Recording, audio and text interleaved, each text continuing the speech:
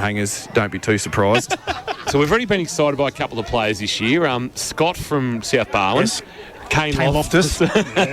We need a Geelong. We need to adopt a. We've got Max Kelly. We don't really. We don't know about. We don't know about. We need You've got to stop doing that. He's loving that way too much. We might put that to bed, I think. No, but we need. Carrock's Own. Darnell Woods. Yeah, could be it. Let's see how he goes first. Yeah. She's a harsh taskmaster. Come on. All right, we'll see how he goes. Kirsch, What? have you got a question? I was throwing to you. He's got blood all of a sudden. Peely, what are you got a role down on the bench at the moment, or are you just sort of watching? Or No official role. I sort of mentor. No, I help out a bit with the rotations, and David Hanley obviously he's not playing today either, so he and I will sort of do a bit of that and just talk to the boys. You know, we've got Rick Wild, Darren Forsman, Josh Montano, and Greg. So they're pretty solid. It's a fairly handy coaching pretty staff, solid. isn't it? Yeah, so I'm pretty happy just to sit back and have a look a little bit. Yeah. In the reserves, Leopold 5'10", Geelong West 5'2". Kirsch. Oh, no, I'm just saying that you were talking about your outs, and obviously there's a few outs today, and you've talked about the players that come in. It's hard to replace the players that you've lost, though, isn't it? But it's good to see people like Gribble and that get their opportunities at VFL level. We talk about it. Jang has been close the last couple of weeks.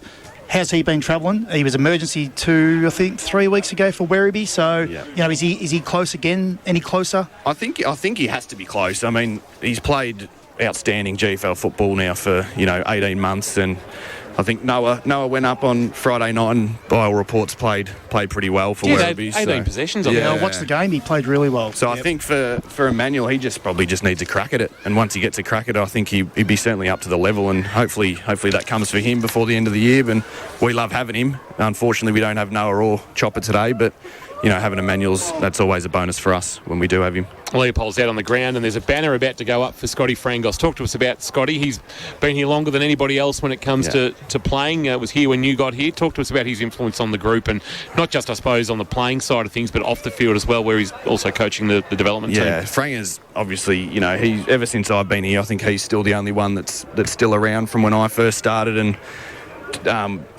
Luke Sharry spoke pre-game about what it means for Scott to reach 200 games. There's not many Geelong West players that have achieved that, and at a club that hasn't played a lot of finals, it makes it a little bit harder to get there as well. So I think for Franga, it's a really, really strong achievement. He's a life member of the footy club. He does a lot of work out behind the scenes, coaching juniors, and he coaches the twos now as well. So hopefully today, for the boys and for his sake, we can put in a really strong effort. He's going to sneak down forward, I think, today. So hopefully we can wind back the clock a little bit, back to his glory days, forward. I suppose. Yeah, he did start forward before, becoming a really, really good small defender. So I think it was against a game against Leopold that Andy Viola sent him back and gone, hang on, this works for you.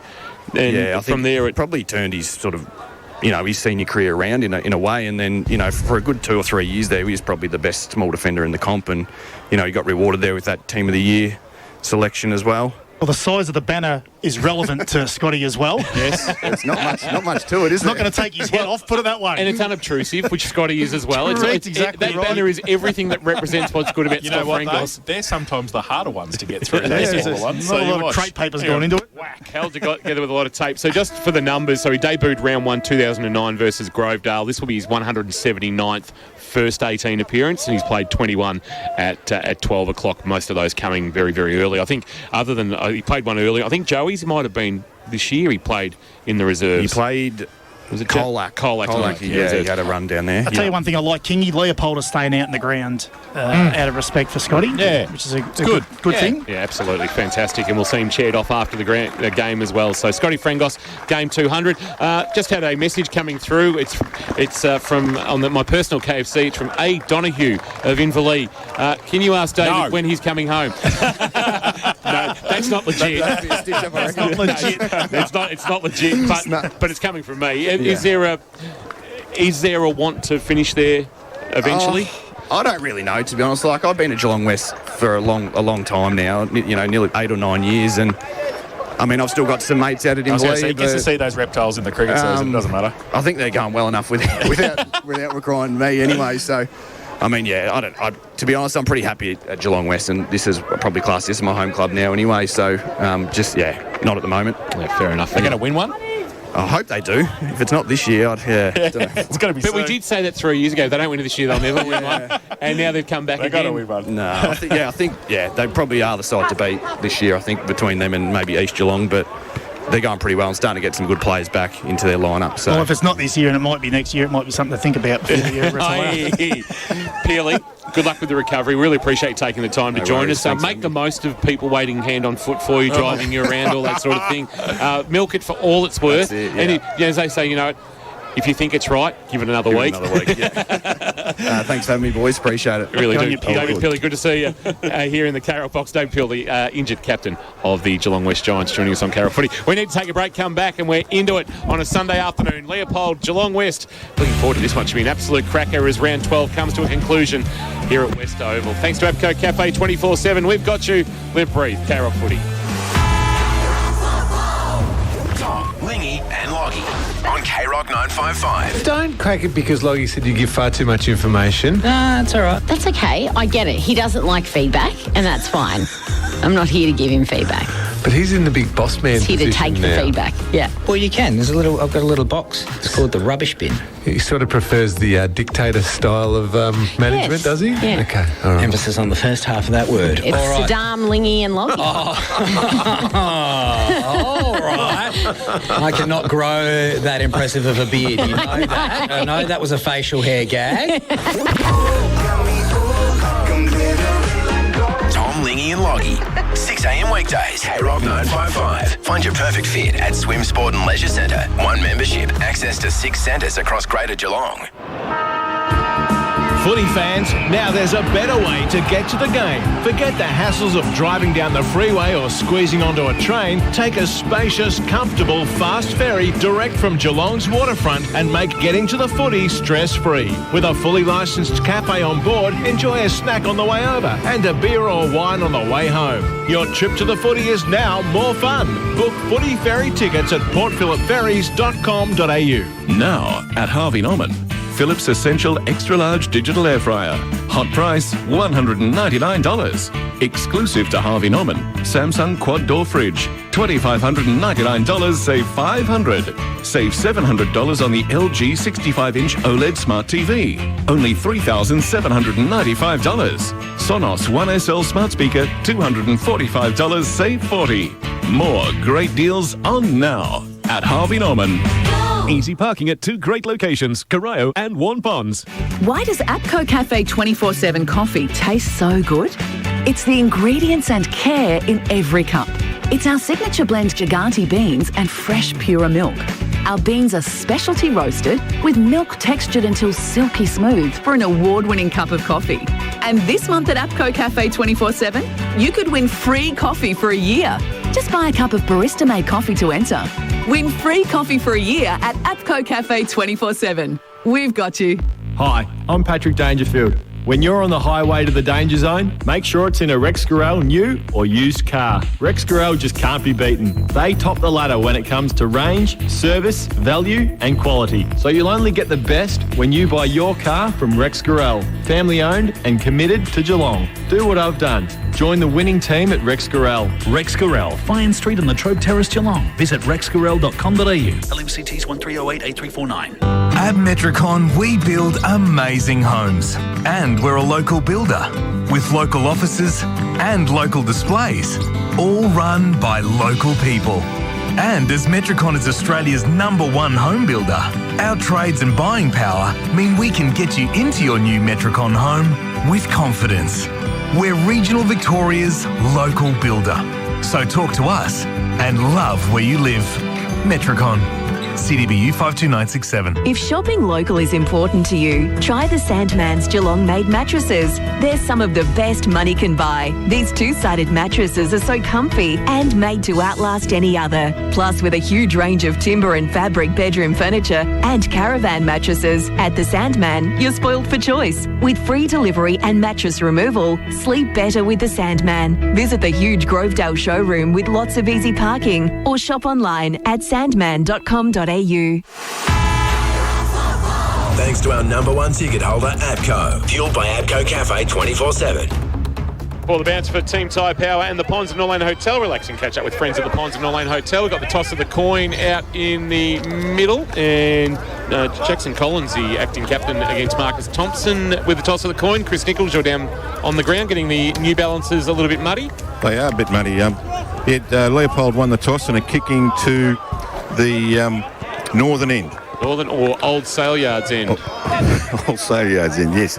That is the Warwick Yates end of the ground, as opposed to the Joe Radojevic end of the ground, which is the Church Street end. And I will say that this ground isn't in not bad nick. I know the centre square area, the turf wicket's no good, but the rest of the ground is surprisingly good. Holding up okay. Thank you for that. I think so. Chris Nichols down boundary side will be keeping us in touch with what's happening injury-wise for St John of God.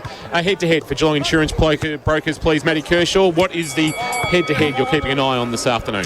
It is obvious the Mitch Patton. Who gets him this time round? Last time he kicked 5. I think he might have kicked a fair few points that 5-7. Yeah, 5. There you go. 5-7. Yeah. But he, what did we say? We worked out, looking through my notes, they went to him about 70 to 80% of the time when the ball went in their forward half. They're a different look, Leopold, at the moment, obviously. They've got some more options, but he is the key down there, Mitch Patton. If he gets off the chain, look out. Nick Wood's going to get first crack at him.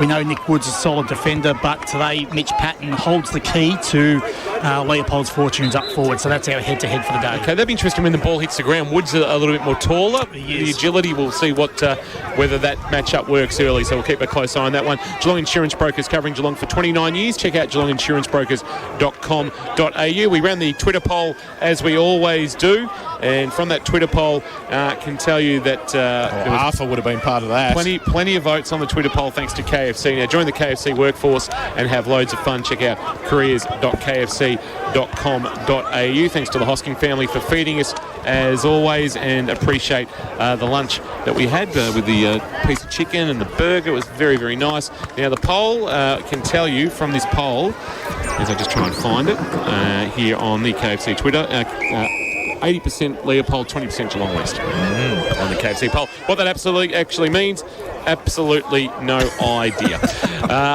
Winner and margin, gentlemen, as the teams are in their huddle. Please tell us, Chris Nichols, who's winning by how much? Leopold by 5 goals. 30 points for you. Jason Doherty. Leopold by 17. Leopold for me, conditions bringing this in 27 points. And Kirsch, the pendulum, please. The pendulum's in. Oh, yes. And it's back. Trust me, the pendulum is back today, guys. I know a lot of people out there actually message me about the pendulum and they love it. So here we go. Did they message you after the West Coast game? No, but Benny Castanilla did those several times. Just to let me know. Yeah, I'm sure. Yes. Because he picked him by the pendulum. Correct. Anyway, Leopold, they have a plus column of a staggering 39 goal better side than West. It is staggering in the positive column. In the negative column, they're a 46-point better side than the Giants at the moment. Obviously, we put that through the special formula and it gives us a result of Leopold by 26 points. Thank you for that. 26 points, Matty Kershaw in the pendulum. Just want to tell you that it's Giving Weekend for the Bowen Health Foundation, and of course this Bowen Health Foundation Giving Weekend is all about Project North. $2.5 million. North Shore Lara yesterday was the Project North game out at Windsor Park. Now, if you're looking for a snag this afternoon, you're in the car and you're thinking, I'm a bit peckish. The Bunnings at Warren Ponds, North Geelong and Torquay are raising funds. So the money raised this weekend from the Bunnings barbecues at Warren Ponds, North Geelong and Torquay. Get yourself a snag and a can of soft drink, and that will go towards the Giving Weekend for the Bowen Health Foundation. And of course Project North, where the Corio Dental Service will be co-located to Bowen Health North, which is very important that people north of the Telegraph Bridge get the opportunity to have access to good health services as everybody else does around Greater Geelong. We're about to get underway. First quarter with umpires Jones, Gower and Rankin controlling this one. Should be an entertaining Sunday afternoon. Great to see Logan Wagner. I know he'd rather probably be in the Werribee lineup at VFL level, but he's at Leopold and he is out on the ground ready to go in this opening quarter.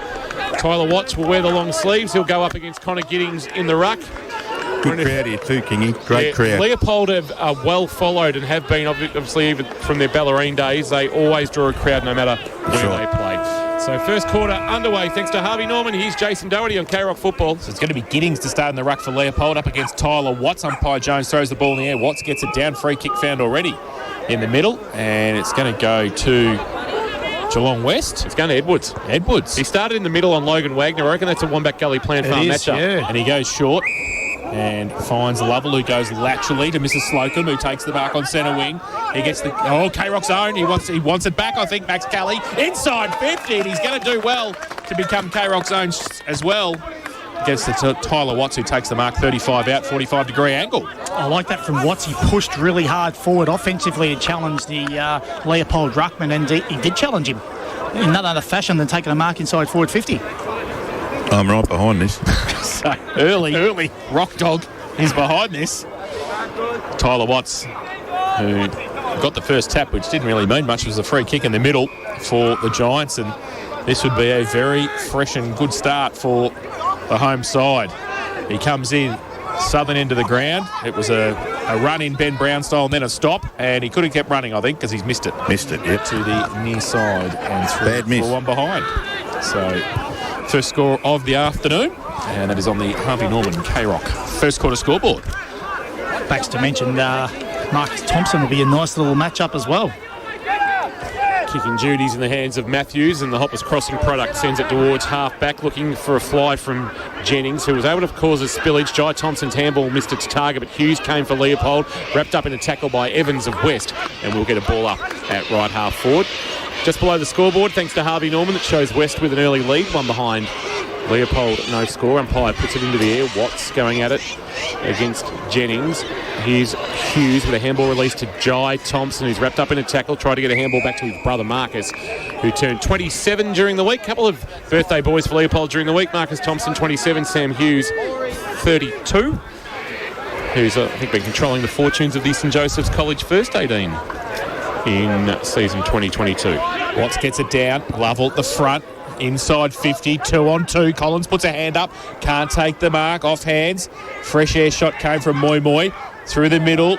Lewis got the handball out towards. It's actually a Jang wearing 58, I think, who's got the ball forward. Takes a Hamlin hanger in the goal square, if you don't mind. Put the one hand up, big bit, and brought it down.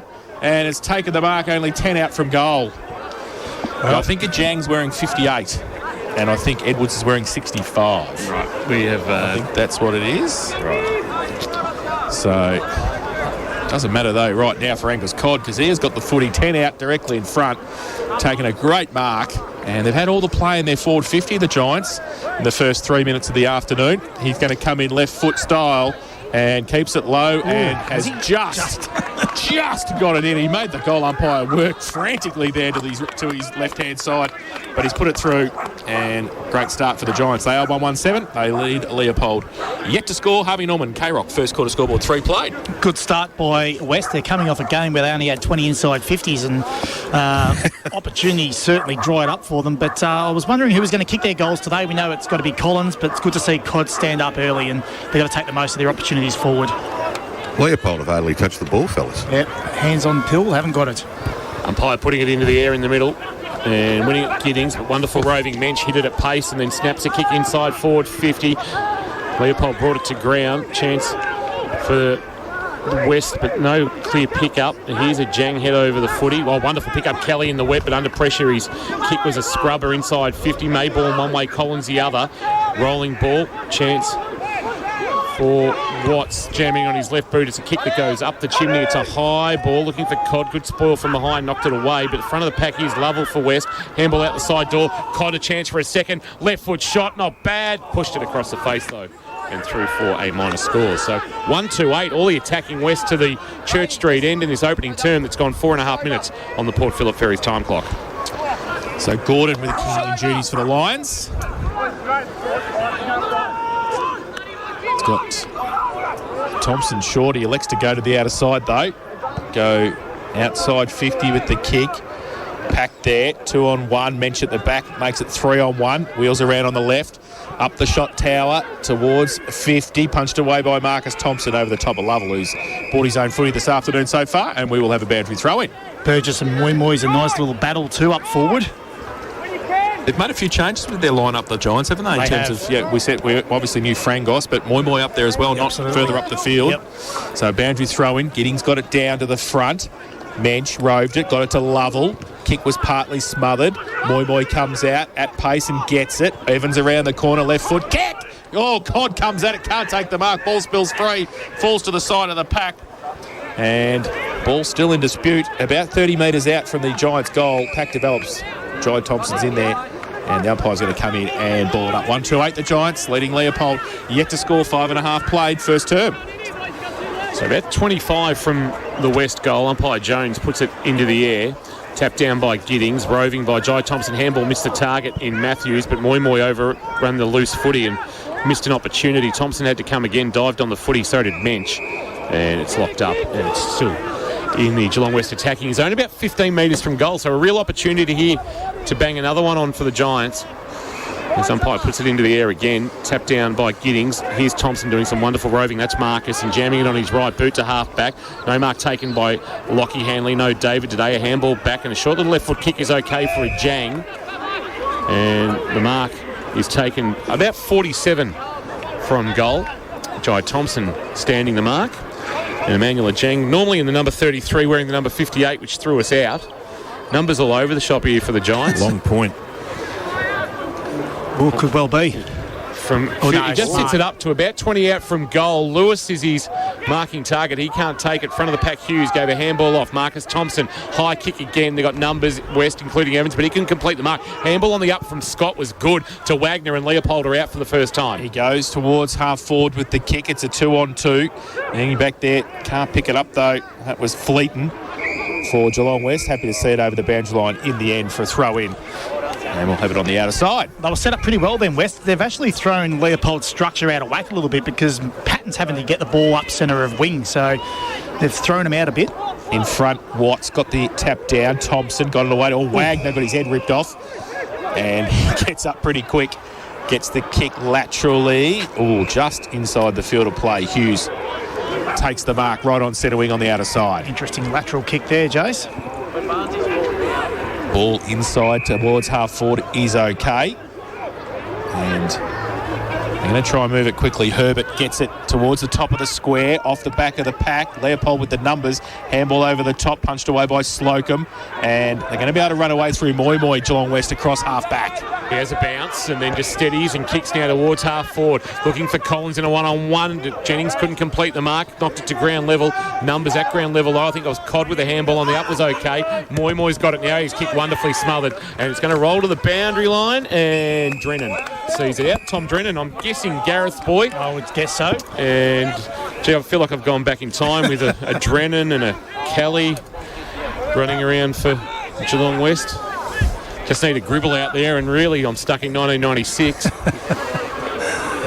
Right half forward, boundary throw in. From position, Watts from behind, knocked down by Giddings. A Jang taken by Wagner. A couple of Werribee listed players come together as Thompson Marcus sees it out off his shin. It skids out of play, boundary throw in right forward pocket. What are West doing well through this opening 8.5 minutes on the Port Phillip Ferries time clock, Kirsch? Maintaining possession at the moment, and they're obviously winning uncontested, but more importantly, they're winning contested at the moment. They're just a little bit harder and want the ball a little bit more at the minute. From behind, Giddings won the tap, but only as far as Lewis. His kick goes up the chimney inside forward 50. They're queuing. Oh, wonderful stretch and mark. That's a fantastic grab taken for West, and it might be, is that Frost who's taken it? With the man on the mark, 45 from goal. Well, he's wearing 64. He's got 47 listed. So well, who would know at the minute, I suppose. It's Smith, Jones or Brown. Correct. This is their third mark inside forward 50 as well, Kingy. So not only the repeat entries, but marks inside forward 50. From outside 50, it won't have the distance. Might be that old-fashioned long point. It is offhand and through for a minor score. So Geelong West now 1-3-9, doing all the attacking. Leopold have only been inside 50 once for Kerrs Hire. 9.5 minutes gone in this opening term of Carroll football. Thanks to Harvey Norman. Think Harvey Norman for all the big brands at Geelong's best prices. Lane kicks it in. He's turned it over. Lovell, handball to Moi. Turn around, 30 metres out, around the corner. Where is 10th goal of the day contender? Philip Moi. And that is bad play from Leopold. Wasn't it? Deep in defence, and Moi has made them pay his first of the afternoon. And the second for the Giants. They go to 2-3-15. And they lead the Lions. Yet to score, Harvey Norman, K-Rock, first quarter scoreboard. At times, West's defensive half look a bit shaky, but under pressure, Leopold are looking really vulnerable and shaky at the moment. And it's fantastic play by Geelong West to get repeat entry, and keep putting them under pressure. Eventually, the damn wall will break and they'll get shots on like that. Yep, they got reward for effort there, Absolutely, that's for sure. They did. Chris Nichols down boundary side this afternoon. Umpire tossing it into the air. Giddings went up early, didn't get a clear touch on it, and then it was fisted forward by Watts towards Moy, the goal kicker. He hit it hard once, twice, and then went down low, lost it. Watts slung in the tackle, had a fresh airy, socket off the ground by Wagner, and fortuitously lands with Williamson in the Port Arlington product. Has got it in the middle of West Oval, pulls the kick to the pocket. Now there's a bit going on off the footy, and there's a hold has been paid going to West. Deep in defence. They'll look to repel. Right back pocket. Buckwell, I think it is, with the footy. Driving it to the wing. And Moy and Watts both fly. Neither could complete the mark. Moy found it at ground level, and he was found. Lane laying the tackle, and that ball's not coming out. We will get a ball up. So true centre wing, West Oval on a Sunday afternoon. You could flick the clock back 35 years and it'd be Geelong Western Sunshine probably playing each other. Ball up. Watts. Giddings goes up early. Watts gets it down. Lewis tried to run through without it. Moy. Handball on the up. And that came from Lane. Still on centre wing. Herbert over the top of it as well. He touched it. The umpire says held to him. Lewis puts the tackle on, so we'll still have a ball up centre wing. Grandstand side. Watts, Giddings, both get a hand to it, falls to the side. Watts could do his own road work. Giddings does his in the end. Left foot kick, long, inside 50. Patton can't take the mark. And again, the Giants' defence try and repel. Getting across there, Darnell Edwards. He gets the kick over the top to Mitch, who takes a one-hander, if you don't mind, and plays on quickly towards Watts, who sat and waited. Probably shouldn't have, because he's turned the ball over. Now gets around the corner. Williamson, handball, backwards was okay, but Gordon's in the clear. Gordon is in the clear, but he's got a lot ahead of him and not much providing, so he has to kick very, very wide and finds Pitt, who's coming off a pretty handy couple of weeks, including 5 goals against Bell Park. He had 5-2 from 12 touches, so he was efficient inside 50, but he's a long way from home here. Just drives it long and handily, uncontested. That's not a great kick from Pitt, especially when there's no marking targets. He goes across the face of goal, and Evans is marked in the right back pocket, can give a handball off to Buckwell if he so chooses, and does so now. Buckwell now driving a kick towards half back. Drennan is his target. Lane was there for Leopold. Back to the pack. Frangos. Good tackle. Lane brought him to ground. Fourth to Spillage, and holding the ball is the decision. It was a delayed decision. He got it right, the umpire, but it took him a long time. Now, Lane slipped as he kicked. It went into the arms of Frangos and deflected to Ajang. Ajang gave a handball off to Drennan, who gave a handball back to Ajang. Ajang fumbling below his knees. It'll roll to the boundary line and out of bounds for a boundary throw. I should say it was Tanner Lovell, not Tom Drennan. And a boundary throw-in. I hope you're enjoying the call through Karrock 955, karrock.com.au on the AFL Bar and Facebook live stream on a Sunday afternoon. Boundary thrown right in front of the best. It's in the house thanks to Atco Cafe 24/7. Williamson got the handball away quickly to Thompson Jai. Back to the middle. Darnell comes the other way. Goes to the left foot outside. Kick inside 50 to Codd. But doing nicely at the back was Jennings, who got the handball free. He goes back towards centre half back. Settle the play down to Marcus Thompson. Goes out wide. And Maybaum takes it, wants to draw a play and get the handball over the top. He does. Jennings followed it up. Centre wing, drives it inside 50 with the kick. Buckwell goes up off the side of the pack. Giants again, keep an eye on Buckwell. Rock Dog, he looks in trouble behind the play. Handley's handball back towards the top of the, towards Barnes. Now to Lovell. He got the handball out further afield. Frost, his handball further afield to Hanley. There might be a way on centre wing, the Giants. And Hanley now kicking very wide, and the mark taken. I'd say that's Hall wearing number 64. King, I've just got K-Rock's Max Kelly down here. Down to you, Nico. Tremendous start, Kel. Before we start, Nico, just thanks for the nomination for Karrock's Own. Appreciate it.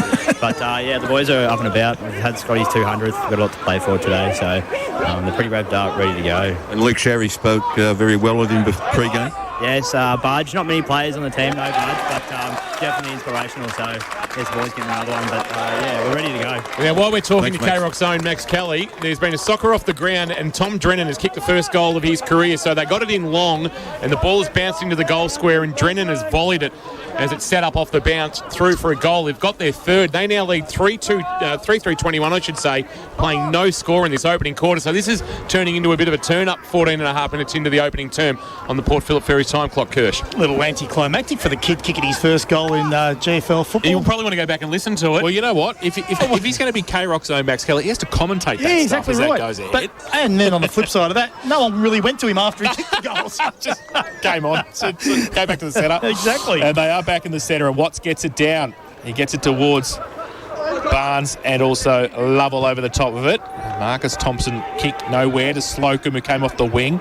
Tries to, I don't know where he was going with that football, because the only bloke standing within 30 metres of it was Luke Justin for Leopold, who took the mark and goes long. Darnell comes up. Hello. I think we might have another one, Max. You might be in trouble. Edwards across half-back, takes the mark and settles the play down. Just chips the ball over the top. It's okay. And Lovell, where's he going to go? He comes lateral, back to Buckwell, has to sit and wait for it. He goes along the line towards Frost, who should have taken the mark. Justin, he should have picked it up as well. Comes back towards Frost. Now the ball came quickly around the corner from Ash. Back inside to Marcus Thompson, left half forward, goes with the kick long towards goal. Has missed it to the near side and through for one behind. So the first score of the afternoon for the Lions. They are one behind Geelong West 3-3-21. Harvey Norman, K-Rock, first quarter scoreboard. Hanley to bring the ball back into play. This is Lockie David not playing this afternoon. Takes off into the left back pocket and then sends a kick wide towards the outer side of the ground. One in Collins went through the hands of Maybaum of Leopold. Handball over the top lane back towards Maybaum. Maybaum freed the arms, tried to get a handball back towards Dixon, who had to palm it towards Gordon. Gordon knocked it towards Lane, who wasn't expecting it. He's fumbled under pressure here. Tried to get a handball up. He managed to get it to Jai Thompson somehow. He barreled a kick forward about 15 metres. It'll roll to the boundary line and Barnes will see it out. Right in front of Marcel Behrens from Geelong Regional Football, whose great action shots you'll see on Facebook at Geelong Regional Football. Keep an eye out for them each week.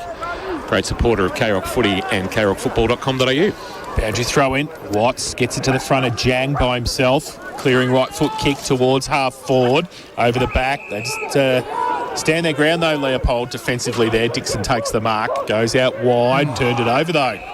Hall takes the mark on centre wing. Drills it back inboard towards Moi, who will take the mark. He looked like he was going to go, but he just holds it up in the end. He chips the ball over the top to Mensch, who creates some space. 55 out from goal. Wheels and goes quickly into the pocket. Collins comes out. That's a great kick.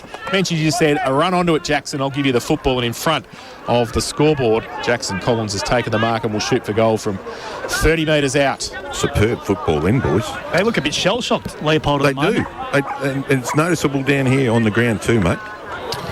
So Jackson Collins on the boundary line, left forward pocket, southern end of the ground, comes in now. Called to play on as he gets his right foot kick across the face of goal and off hands at the back of the pack. Jennings is going to kick back towards defensive 50. It's a 2-on-1. Nearly a mark taken by Wilson.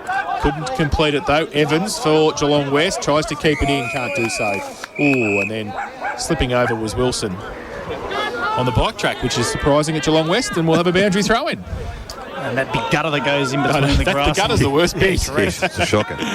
Ball back into play. Watts front position. He gets a big fist forward about 15 metres into the path of it. Jang just pushed off Justin and then flying shot towards goal. It's going to hang sort of in some sort of breeze and then get fisted forward and through for a minor score. So a rush behind there to the Giants. They're now 3-4-22. They are all over Leopold, who are very flat-footed at the moment.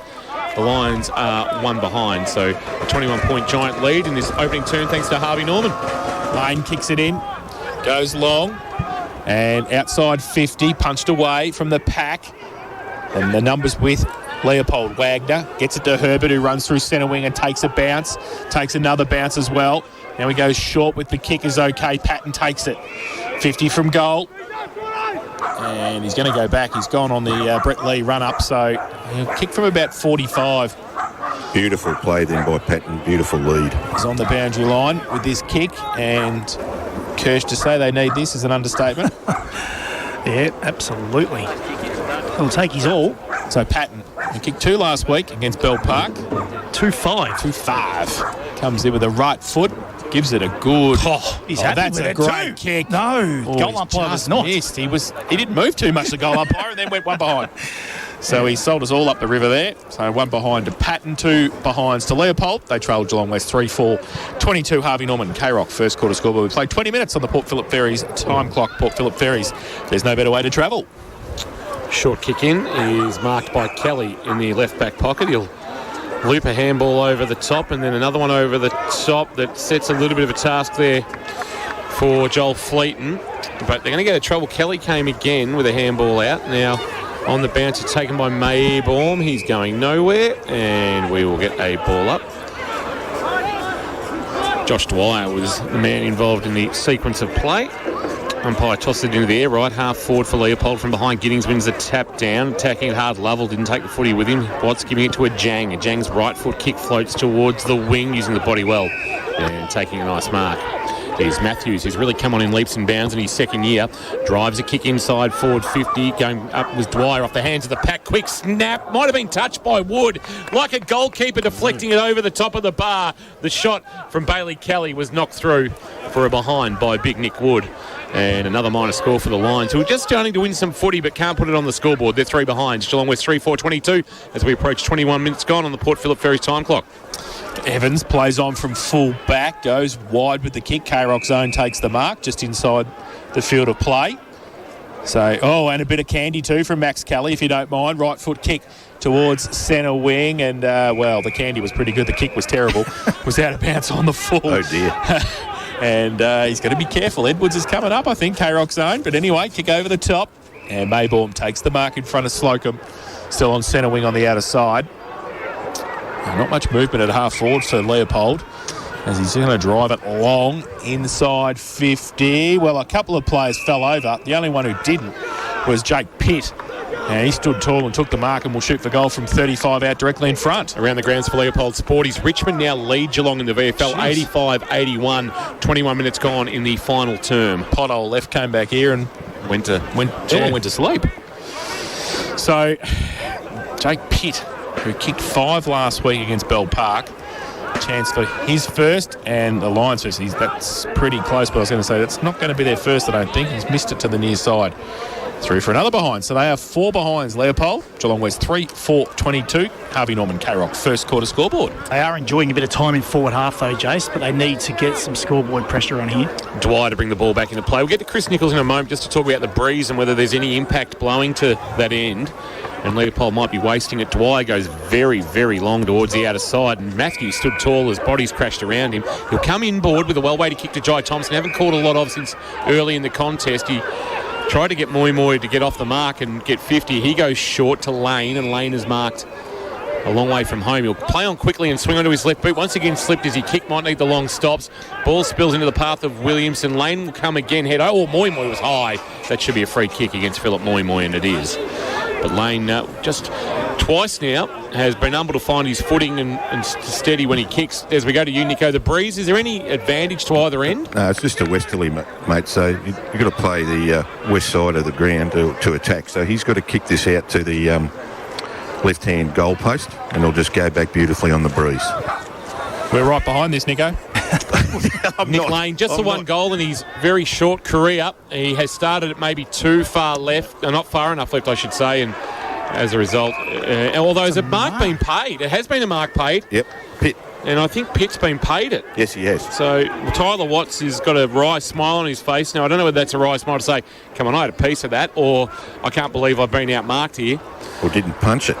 He needs to step out on the J curve. He'll come out on his left boot here, Pitt. The players, even at this level, are very skilled at this. So much needed. Stands out. He's kicked straight into the man on the mark in Watts, who didn't get enough purchase on it. And after talking Pitt up there about the ability to execute, he's let me down completely. It was always going to happen. Dare I say it, Ben Casaniglia style, that was an unrealistic attempt. Oh no, please don't go there again on a Sunday. Ball comes to the front. Jang gets it. He chips it over the top outside 50. Sets Evans a task. In fact, it might be too far, too wide, is it? No, it's out of bounds, said the boundary umpire, not on the full. Gee, they ran that out easy then. They did, didn't they? West are dominating this game at the moment. Just got to get on the scoreboard. So a boundary throw in. At half forward for Leopold on the outer side. Watts comes down to do the ruck work against Maybaum. And Watts in front, got a hold. Should get a free kick. Yep. And Will got to the front and did nicely. So they run now. They go towards centre half or towards the half forward flank. Drennan, he and Mensch didn't communicate effectively. Thompson got it in the end. Ball was smothered. Now Evans follows it up for Geelong West. Moy tried to take the ball away. Ball forward, Mensch got it back to Moi Moi. His kick was smothered by Wagner. Now Moi Moi on hands and knees again. Up towards Frost, who gets hassled out of it. Now Williamson through the middle. Can it sit for him? It does. He draws a player, handballs it. Maybaum, kick was partly smothered, goes towards centre half forward with the kick. Geelong West Giants working overtime across half back. K-Rock zone got held on to. The umpire said play on. Rugby scrum ensures. And the umpire will come in and ball it up about 40 out from the Leopold goal. There's been a lot of smothers in this game, whether on the man of the mark or in open play. 25 minutes gone, Port Phillip Ferry's time clock. Matty Kershaw on the experts chair this afternoon. Do they take the smother stat? It's a 1%er or a... Yep, okay. Watch from behind, won the tap down. Marcus Herbert slung in a tackle by Big Wood. Only one Wood this afternoon. Leave the 3 Wood and the 5 Wood in the bag. Boom, boom. Perfect. He's got the job on pattern, of course. Umpire into the air. Well, we heard that Jake Wood has farewelled the Giants for the rest of the year, which is a blow, and as David Peel alluded to, would have been going well in the best and fairest as Jai Thompson and Max Kelly come together, and no clear winner of the footy, so the umpire says nobody's going anywhere, so I'm going to toss it into the air one more time. Breeze just got up slightly. Now, Watts has gone early in the ruck contest, and there's a free kick being paid which way? It's going to Leopold and to Pitt in the ruck contest. Now, well, everybody's confused. Yep. The only player who sort of wasn't was Marcus Thompson, who I think was thinking about playing on, then stopped, put his hand up. He got called to play on. He did too. And he said, exactly no. right, Jace. He said, no, I'll give this back to Jake Pitt. Needs to start this left-hand goal post, the Adelaide product. From about 45, driving ball. It's a nice finish. Beautiful.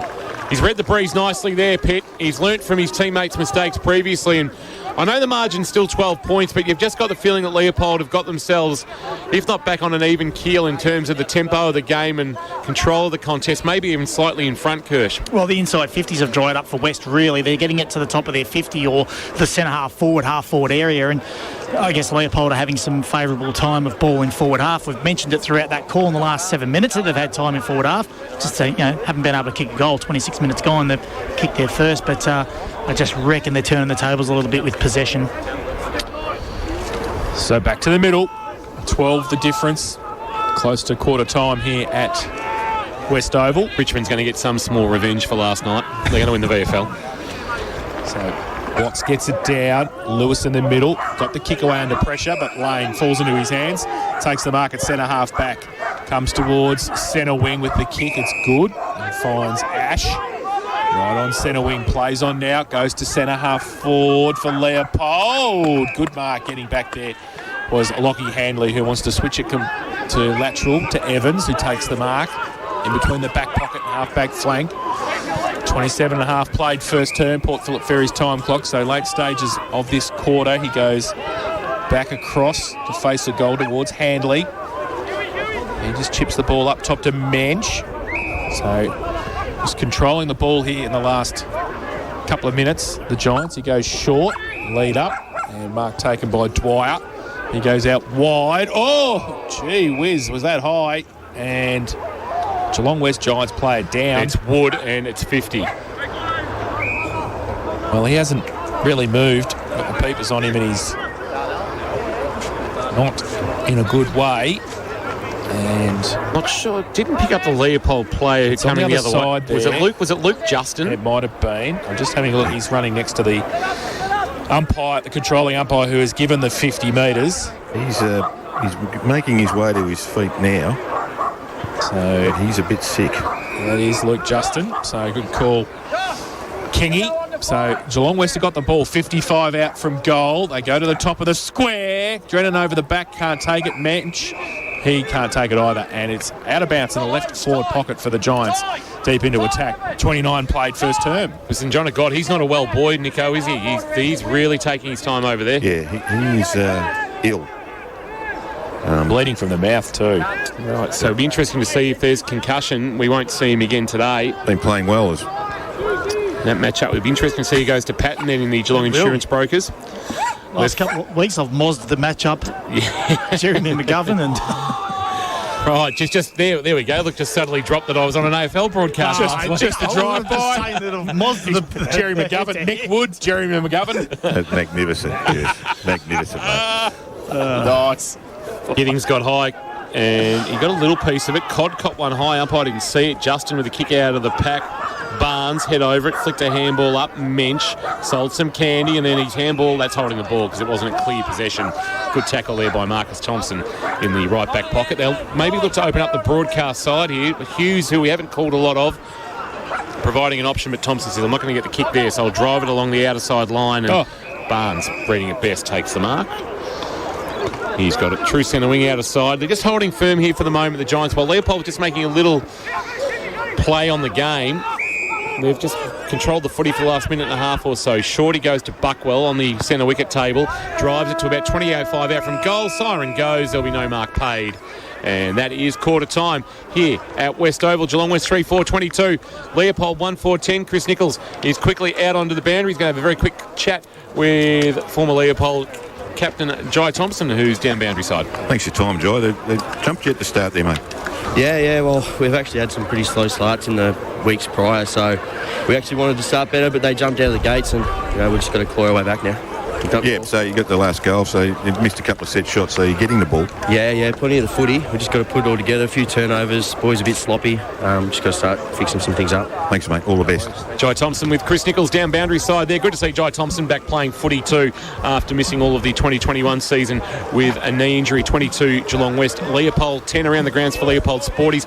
Richmond look like they're going to win that VFL clash at GMHBA Stadium. They're going to come from behind to win.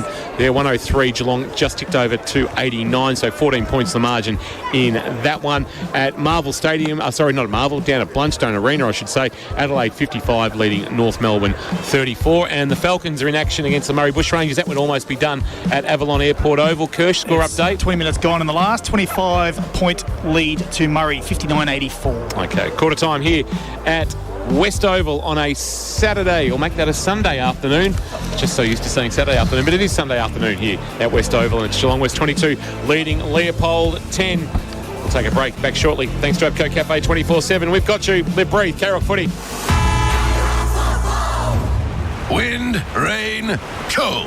Yep, that's winter for you. But it's always summer somewhere. Nah, actually it's not. Sometimes it's only spring and autumn somewhere. Way to rain on my parade, guy. We're teaming up with Hello World Travel in Leopold and Drysdale to bring a bit of sunshine back into your life, sending you on your summer holiday smack bang in the middle of winter. A trip to Hawaii worth $15,000 should be enough to make you feel warm in all the right places. Register now at krock.com.au and get ready to answer the phone saying, "It's getting hot in here." We'll hit the phones from Monday, June 27th, and you'll hit the beach not long after. K-Rock's Climate Change. It's topical and tropical. Escape the cold. Book your winter break now with the travel experts. Hello World Travel, Leopold and Drysdale. Hamlin Homes, proudly Geelong's largest locally owned and operated builder. Distinctively familiar with the region's lifestyles, landscapes and suppliers. Distinctive in history, having served the local area since 1983. Distinctive in our ongoing commitment to the local community. Distinctive in design, taking inspiration from the local environment to create beautifully unique homes that reflect our clients' aspirations. Hamlin Homes, distinctively local. Hamlin.com.au. Hitting G-Town after the game?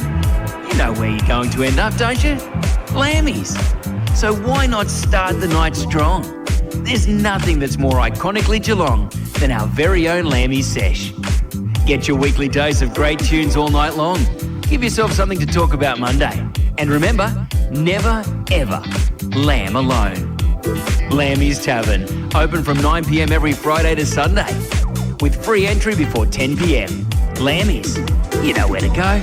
Hello, it's Jamie and Erin from Wombat Gully Plant Farm Geelong. Dad, footy is on. Okay, Erin, but I've got to tell everyone that just like a footy team, Wombat Gully Plant Farm are here to go the extra mile. Stick to the plan, have fun, work together and give it our best shot so your garden can be the greatest garden of all. Dad, you sound just like a coach. Oh, thanks, Erin. Now, whose turn is it to do the dishes? Not me. I'm still on the bench, Dad. Right. So see you soon at Wombat Gully Plant Farm. 201 Townsend Road, Moolap. Bonus local delivery on selected bedding purchases now at Harvey Norman with purchases over $999. Includes mattresses, ensembles, bedroom and kids furniture. Plus 60 months interest-free, no deposit, no interest from Latitude with 60 approximately equal monthly payments and receive a bonus gift card up to $1,000. Finance only available if you have or are approved for a participating Latitude credit card. Minimum finance amount $1,000. See T's and C's. Interest applies for non-compliance. Fees and product exclusions apply. In-store purchases only. Delivery within 25-kilometre radius of store. Bonus local delivery on selected bedding purchases at Harvey Norman. Easy parking at 2 great locations, Corio and Warn Ponds. At Metricon, we build amazing homes.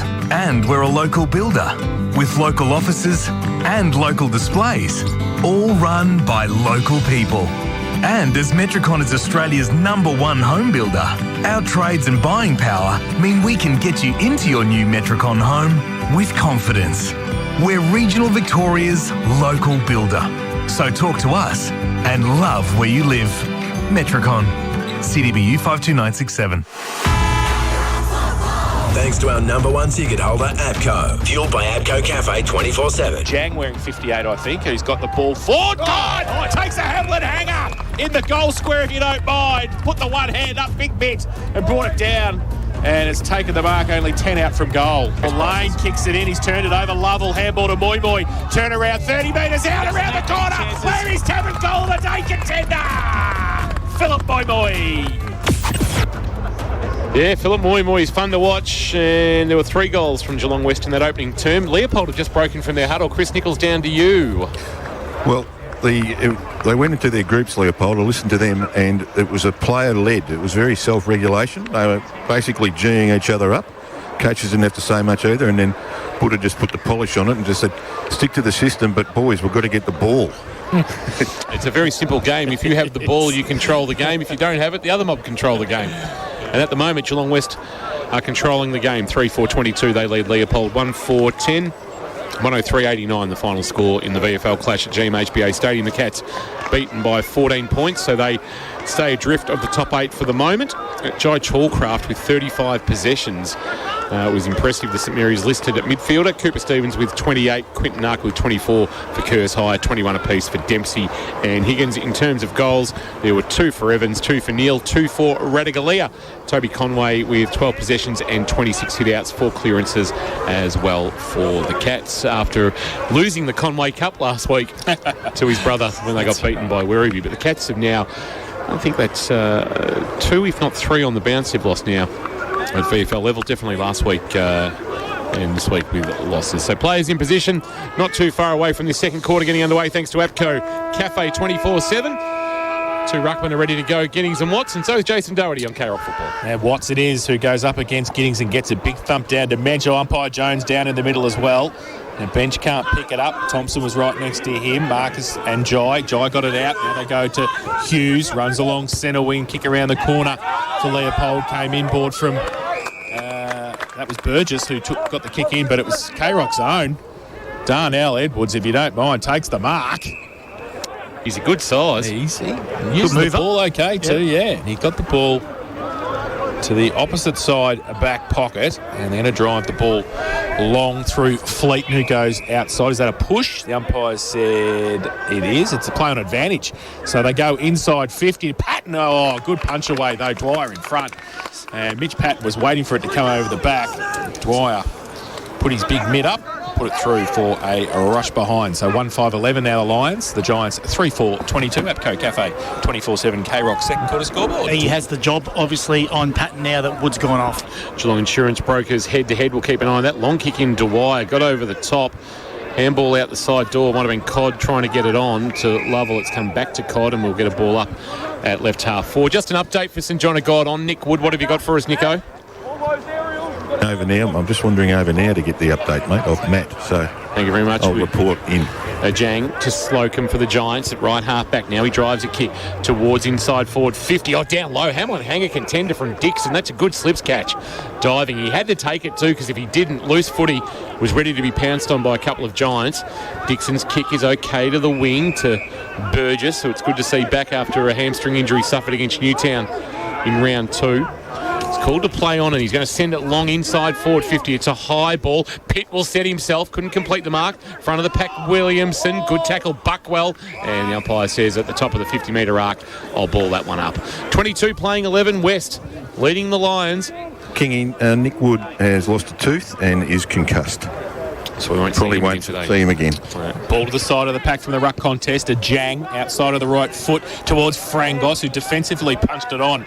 He was in front but needed to work pretty hard there, and they set over the boundary line on centre wing. So pretty good effort from Frangos and West there, and they keep it at centre wing. With Nick Wood going off and Dwyer going back onto Patton will make him the match-up, but obviously they're at 0-0 still because Patton hasn't hit trouble the scorers yet. For Geelong Insurance Brokers, our head-to-head boundary throw-in. Unfortunate for Nick Wood. Watts grabbed it out of the ruck and then did a blind turn but lost the footy. It managed to fall into the path of Frangos, who was wrapped up by Lane at the same time as he took the footy, and we'll get a ball up edge of the centre square. How's the pendulum going? West in attack. Oh, it's only early. It's swinging. It's swinging. Watts and Giddings nullify each other, but Watts came again, knocked it forward. Hoare for West, trying to barge his way through, but going nowhere. That might be Barnes, is it? Or is it Lovell? It's Lovell. And at the edge of the centre square, we will get a ball up. West in attack. They lead by 11. Throw up for Watts, and free kick for a Shepherd, said the umpire. And no one knows who's doing what. It's going to be a free kick to a Jang. So he was pushed off the football, obviously, or kept out, shepherded out of the contest. He didn't know himself. No, he didn't, but he'll take the free kick. So he's just inside the centre square. He is going back on a very long run-up. Ben Brown-like. And it's very Ben Brown-like.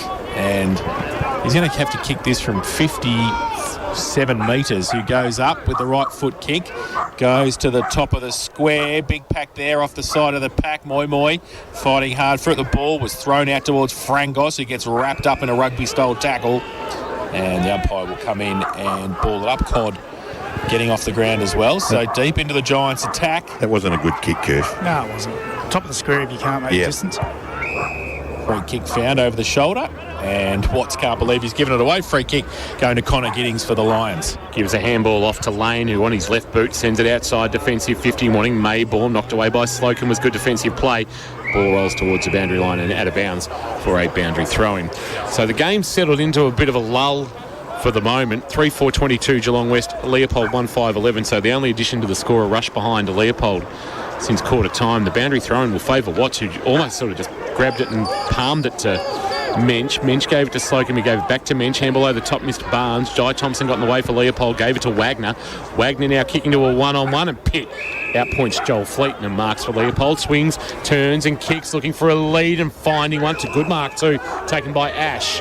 Ash onto his right boot. Instead went to handball and then decided to kick, and he just chipped it up for Patton to run onto. Dwyer judged it okay but couldn't complete the mark. Hanley, Edwards got a little nudge, and then the kick was okay to Buckwell, and good composure from a young West defence. They go out wide and they can squeeze the ball. They've got a couple of levels there. Handball was partly smothered. He has to go and get it himself, and it's chopped off though in the end by Gordon for Leopold. So he's over the boundary line. So just forward of the centre wing for the Lions. It's fair to say they look flat, Jace, Leopold. They don't have much pizzazz or energy about them at the moment. No, they don't. The boundary throw in favours Watts in front. Little fist down. Herbert. Handball over the top. Wagner had to go back the other way. Evans falls in the arms of Barnes. If he can get it out towards Mr. Slocum, he's away. And can he pick it up? It gets across the glue pit in the middle. Oh, he's under pressure now. He's right, gets around, does nicely. And goes to the right foot. Long kick inside towards Cod. Moi goes up way too early. He went up last Thursday for that mark. Oh, my goodness. And it's going to be a free kick to Leopold. And, gee whiz, misread that well and truly. And the ball is going to be Leopold. They're going to go lateral into the back pocket. And they're just holding the ball up now, trying to switch it around towards Marcus Thompson, who's taken it still in the back pocket. He comes towards the corridor. Risky kick, but it's well weighted to Jennings. Jennings a handball off to Wagner. Wagner driving a kick towards left half forward. Won't get to its intended target, and Patton and Slocum back with the flight. Judging at best, took a good mark. in a one-on-one against the bigger Maybaum. Handball off to Evans. Evans out wide to Dwyer. Dwyer wants to come to right half forward. Went looking for Collins, but it was fisted away and was well played. Might have been Lane fisting it into his own advantage and marking. Gave it off to Jennings, who drives a kick onto the chest of Patton. Wilson is storming towards goal. Swings Patton, just sets it up into the pocket. Wilson will come again. Couldn't take the mark. Good spoil Hanley, overrunning the footy. Williamson. Edwards very clean. Handball back was okay to Buckwell. Buckwell into the right back pocket to Evans, who's kicked it into the man coming towards him, who smells it out of bounds. Pitt. And the boundary thrown in the left forward pocket. There have been plenty of them this afternoon on the Kerr's high stat sheet. Max is in trouble, I reckon. Yeah. K-Rock zone. Well, you like him, don't you? Oh, I do like him. There's something about him. The boundary throw in. Leopold deep into attack. Ball, Lovell slung around in the tackle. Ball spills free. There is K-Rock zone, but only for now. Max Kelly gets it out. And Buckwell from the back pocket chips it over the top. Terrible kick. The ball comes back to Justin on his right side, punched away by Evans. Just slow motion football. Very from slow Leopold. motion. Yeah, well, even that received there by Kelly, he's got to come at the ball. Don't just stand there, you've got to come at it. And even the kick was a little bit iffy, wasn't it? 3-4-22 the Giants. They lead Leopold 1-5-11. We played 8 minutes, second term. Sun shining here at West Oval. What's uncontested, a double fister down to the front to Mensch. Mensch a handball over the top to Barnes. Dumped as he kicked, but it got to Moy Moy. Moy Moy snapped a kick around his body to the wing. Good defensive spoil from behind. Might have been knocked away there by O'Brien. And now at ground level, there's a Leopold player at the bottom of the pack who's wrapped up. And we'll get a ball up. Getting to his feet is Lane. He was stiff not to get a free kick then, Lane. It was a bit high from Mr. Slocum. Tap down Watts. Quick handball release to Mensch, but it's a throw. It was too quick from Lovell. And it's Marcus Thompson taking the resultant free kick. He is everywhere this afternoon, Marcus Thompson. He always is, isn't he, Kingy? You'll bob up in your cereal tomorrow morning. Kick to half forward. Pitt, that's good, strong mark. It's 55 from home now. He chips to the pocket. He's asking a lot there of Bailey Kelly with the kick, but it's going to spill okay for Patton. Oh, wonderful tackle. Bringing him to ground. Might have been Lovell who was able to just clench on. It was Evans, in fact. Just got on for the ride and brought him to ground, the two number 5s. And in the right forward pocket, Church Street into the ground, a ball up. Leopold in attack. West by 11. 9 minutes gone second quarter. Just the one behind added since quarter time. Watts gets it down road by Patton. Tries to run through the pack. Kick was smothered again. Ball comes Thompson. Gives it away. Williamson. Left kick was smothered again. And ball towards the Giants. Frangos got one high. Then a little toe poke kick might be okay. Slocum get it over the top to a Jang at half back. Who's he got on centre wing? It's okay.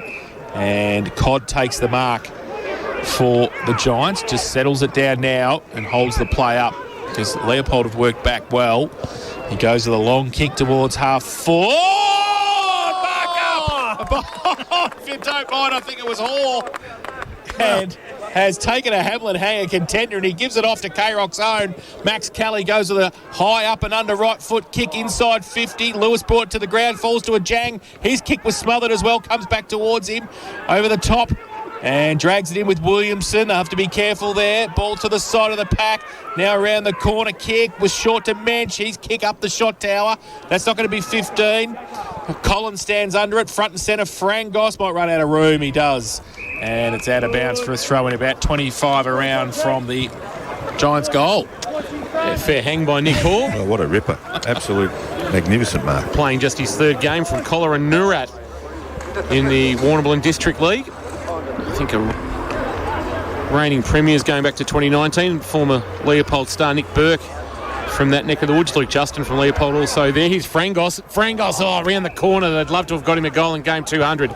It's Dixon marking and now kicking for space, wanting a teammate to run onto it, and Herbert. Herbert looks a handball over the top and they're away. Nick Ash with some room to move on the near side wing. Has a bounce, lowers the eyes, and Kelly presenting up, takes a good mark. Kelly, he gets into the path of Patton. Well done, Edwards. Good defensive spoil. No. Been pinged for a hold. Even Patton's laughing, I think. So he is. Tough on the debutant. Finds himself in a one-on-one with probably the best small forward in the competition and seemed to have played it pretty well, but the umpire thought differently, said he hung on to him and has paid the free He's still kick laughing, for a hold. Patton, I think. Yep. He'll gobble this up now. Kicked 38 for the season, Mitch Patton. Career that's at game 83, 179. I'm not quite behind this. Man on the mark stands about 45 from goal. Patton on an angle no acuter than 45 degrees. On its way, he got very close to the man on the mark, and the kick, he's not going to have the carry. It's going to come off the fist of Watt and go through for a minor score. So 1-6 now, Leopold. They've had 7 scoring shots of Geelong West at 3-4-22. The margin is 10-12 and it's gone in this opening, a second quarter of K-Rock football, thanks to Abco Cafe 24/7. Handley gets into the back pocket. Dwyer has taken the mark and then drives it long. That's a mung kick. He's kicked that into the backyard and turned that well and truly over Burgess's. Burgess will take the free kick at half forward. Wants to play on now. Thought about the short kick, then goes further in towards the pocket. Pitt comes up. Oh, can't quite take the grab. He did most of it until it hit the ground as he hit the ground. And the pack develops around him. And about 30 around from the Lions goal will have a ball up.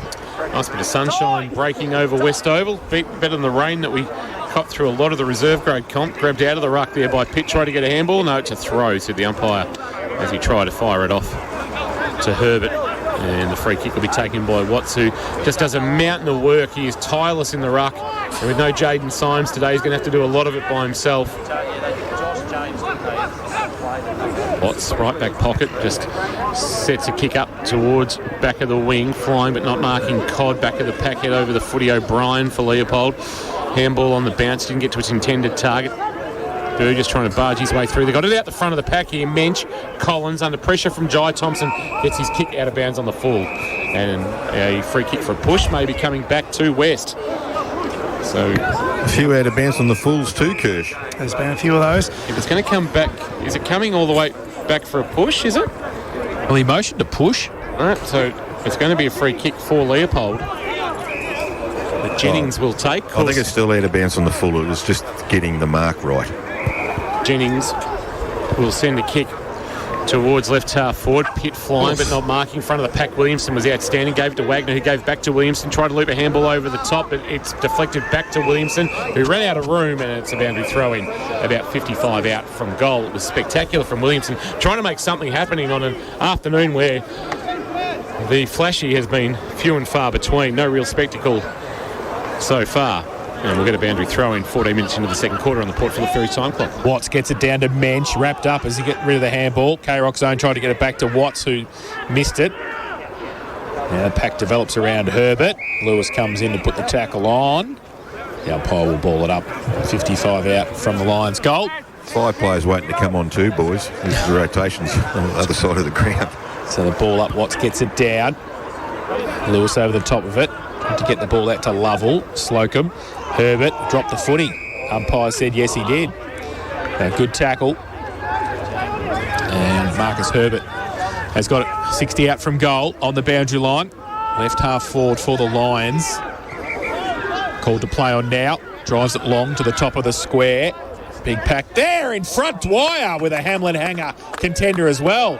Lots of smothers and lots of hangers today, and he gets it out to Max Kelly, who handballs over the top, and they try and drive it out through handball. Lovell got the handball. They're going to get in trouble across half back, though. The Lions back inside. Edwards takes the mark. K-Rock's own. Watch out. Here he comes. The West fans like him too as he goes short to Drennan. Someone better tell Max. Drennan inside defensive 50. They've done well to hold up again here. So Leopold have been ferocious in their attempts to find a goal. He'll send it long and go, jang! Big fly, yes. Over the top, takes a nice mark. A Hamlin hanger contender on the juggle as he came from 4 deep. Emmanuel Jang. If only we could convert some of these good marking into some score, Jace. Yes. A Jang kicks towards half forward now. Well, they're all trying to have a go. Surely Codd got a nudge. No, umpire said play on. Herbert involved. Now the handball for Jai Thompson, who's struggling to get to the footy. He went to ground and Moi was first to the footy, but he fumbled and Thompson came again, but his handball on the up went to Mensch. Mensch gave it to Lovell. Lovell over the top to Moi. How will it sit for him? He does okay, takes possession. Dixon, a wonderful tackle on Moi, but he got a handball away to Collins just in time before the umpire could say you had it too long, and we'll get a boundary throw in at right half forward, and that probably is the most up vibe and upbeat we've been in the call all afternoon. With a Jang starting with a nice mark and the ball going out of bounds at right half forward. Boundary throw in. Watts comes down against Maybaum to do the ruck work. Watts just takes it out one-handed if you don't mind. Get the kick around the corner inside 50. Oh, that was a drop of ball in their tackle there, but Thompson, Marcus gets it away. Tumbling punt. Evans should have probably taken the mark on centre wing for the Giants, and then he kicks it around the corner. Maybaum gets there in front of Watts this time and takes the mark for the Lions back end of centre wing. Not too many 6'4" wingmen going around. No. So he plays on. Oh, that's a mung kick. Edwards in front, doesn't take the mark. Second effort was all right, though. And Latchley's got some good vision, I tell you, for a kid who playing his first game. Handball over the top to a Jang at centre wing. Oh, slips over the crucial stage, needs some support. K-Rock's own Max Kelly's not going to let Edwards take the mantle too easily. And he gets the kick over the top. And Mensch takes the mark at half forward. He's 65, make it 70 from home, right in front of Chris Nichols down boundary side for us. For St John of God, Nick Wood out of the contest with concussion after an incident in the first quarter. Kicks inside 50, went through the hands of Collins. Back of the pack, that might be Lewis with the footy. And he's at the bottom of the pack and he's getting to his feet now, and we'll get a ball up in the left forward pocket. In fact, it was Cod. Ruck contest, Maybaum on the tap down. Chance here now to attack out of trouble. Here's Herbert with a bounce. That's cheeky. Confronted by Frost. Handball at close quarters. Lane over the top, try to get it back towards Burgess, who ran himself into trouble really in the end. And it's out of bounds for a boundary throw-in. So we've had 4 goals through 18 minutes of the second quarter in this contest, and none in this second quarter. The last came at the 26-minute mark of the first when Pitt kicked the first for the Lions. Watts got it down to the front. He nearly falconed it off his head, actually, towards Lovell. It comes back to him again. Tries to ride the bump and get the ball out. It does come out. Lewis comes at it. Moy over the top as well. Does he get a shove? The umpire said yes, he does. And Phil Moy will take the free kick, wants to play on and kick it around the corner. Right foot kick. He's done that a few times at training because he's put it through the Lambie's Tavern goal of the day, Phil Moy. And he has kicked his second of the afternoon.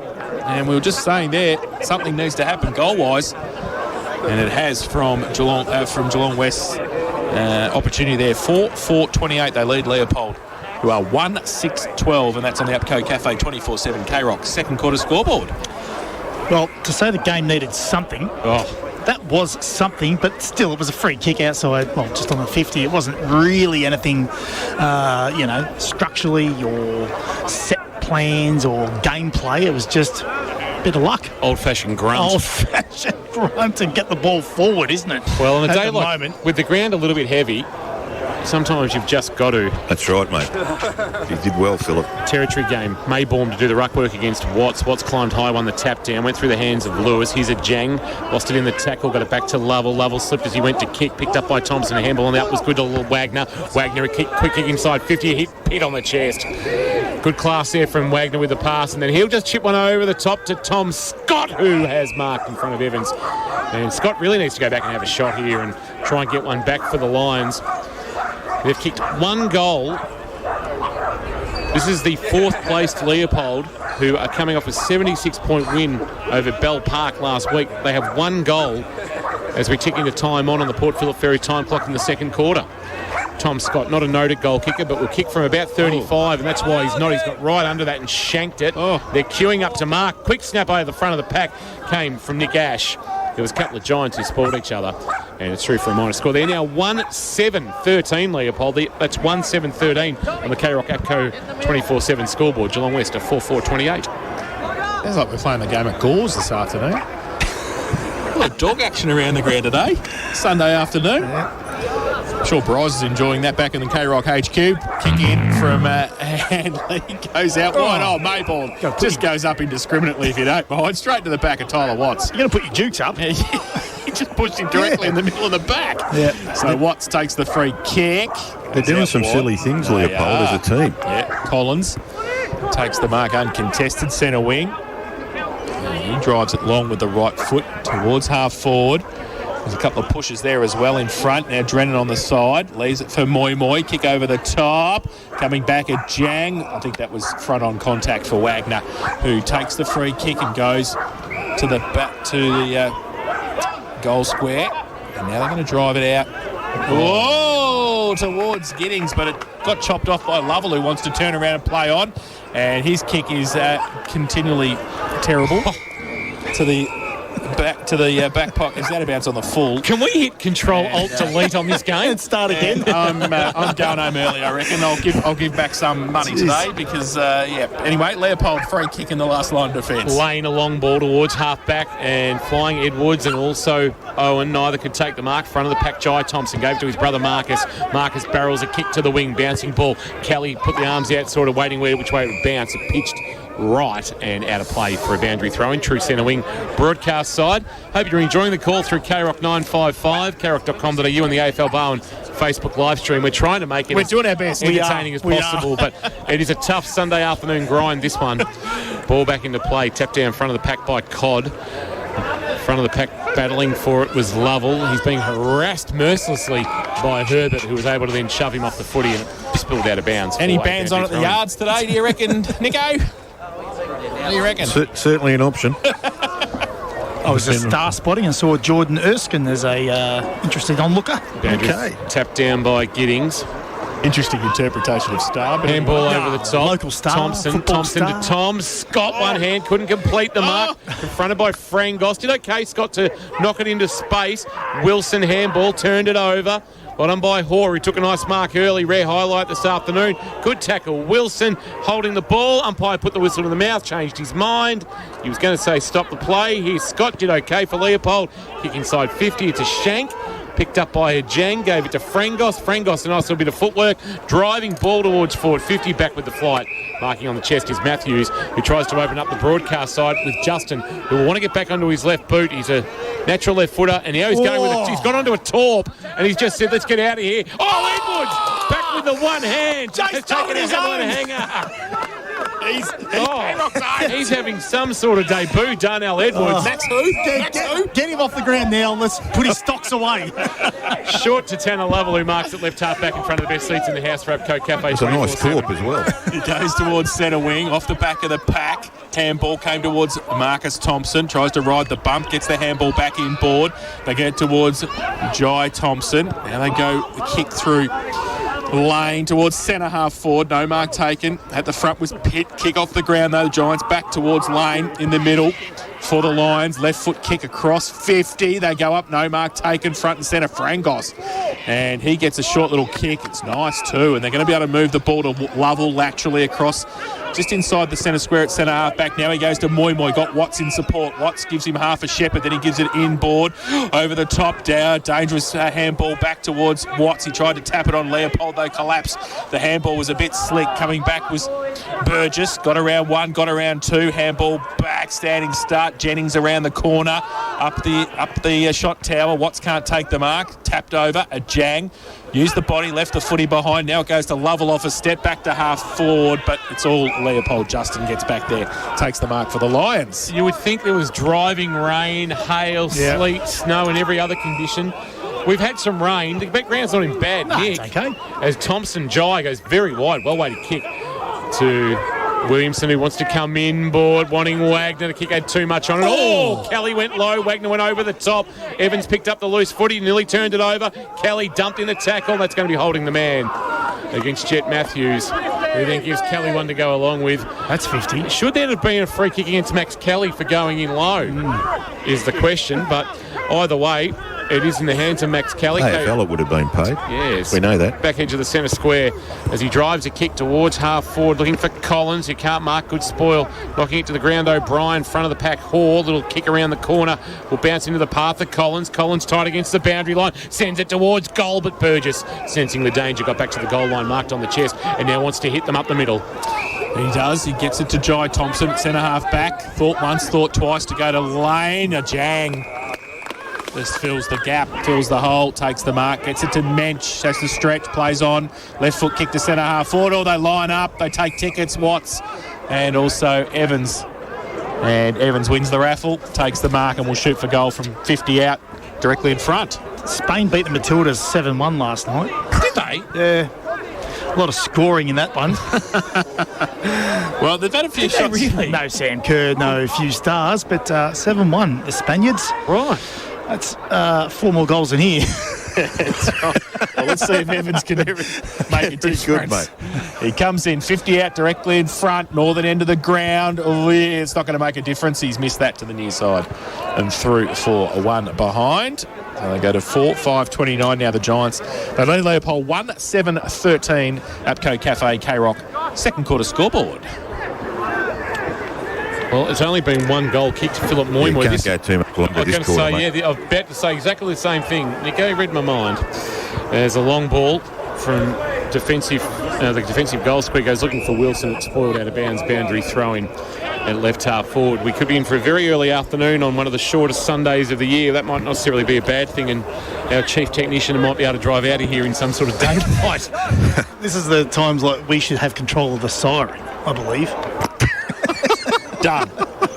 Ball back into play for Watson. Giddings to do the ruck work. Watson on the tap down. Jang freed the arms. Gave a handball to Evans, who barrels it inside forward 50 into the right forward pocket. Collins on the bounce. Couldn't take it cleanly. Harassed out of it by Dixon. It's off hands and out of bounds for a boundary throw in right forward pocket. If you're Leopold, Kirsch, you wouldn't want to give another one up now. Not now, you wouldn't. No, considering the scoring opportunities they've had. Yeah. 27.5 minutes gone. Port Phillip Ferry's time clock. Boundary throw in. Watson, Giddings winning the tap down this time. Rolling ball that Frangos will track the other way came Wilson. Neither could take it cleanly. Frangos put his head over the footy. So did Hall, who was very good through traffic. Found some room where there was none. Handball back to Hanley, who we know uses it well usually. Kick to the top of the square. Flying Drennan. Couldn't mark. Collins in a pack. Soccer off the ground by Matthews. Couldn't clear the area for Leopold. Then he went to go off the ground again. Got no real contact. Diving on it, Matthews. That could be holding the ball. Umpire said, no, give it to me. I will ball it up about 20 out from the Giants' goal. And just left of the corridor, but an opportunity here for the Giants to ram home their advantage. Watts goes up. Oh, to Moy off a step. Oh, he kicked it up in the air. And ball comes back. They try and shuffle out sideways towards Drennan. He got it back towards the pocket. Off the top, O'Brien, under pressure. Handball, close to the boundary line. Giddings just left it. Watts went at it. Coming at it also was Thompson Jai. Ball to the side, O'Brien. He got the handball out. Burgess gets the kick back towards the top of half forward. Coming the other way was Scott. He got a handball over the back. Herbert off a step. Oh, torpedo punt just out of danger. Back towards centre wing or one hand. It's empty here for Leopold if Williamson can pick it up. As the siren sounds. They run out of time, the Lions. It's half time. It's Geelong West 4-5-29. They lead Leopold 1-7-13. Well, probably the least entertaining half of K-Rock football we've seen this year. 4-5-29, Geelong West, Leopold 1-7-13, just the 1 goal kick. There was some good smothers. Yeah, There was, yes. There has been more smothers than scores in this contest so far. It's half-time thanks to Garmy Chicken and Beer. Chris Nichols is down boundary side. Nico, who are you going to manage to lure in and have a chat with? And if he wears number 8 for Geelong West, we're not talking to him. Who have you got, Nico? I got Ty Evans. Just quick. Nico? You'd be happy with that start, mate, the leading at half-time. Oh, yes, brilliant start. It's a do-or-die game for us at the moment. So the boys come out hard, the pressure's on. Our first game with Darnell, he's been probably best on for us, so it's good to get around the boys like that. Yes, we love him in the K-Rock commentary team as well, mate. Yeah. So all the best for the second half. Too easy, mate. Thank you.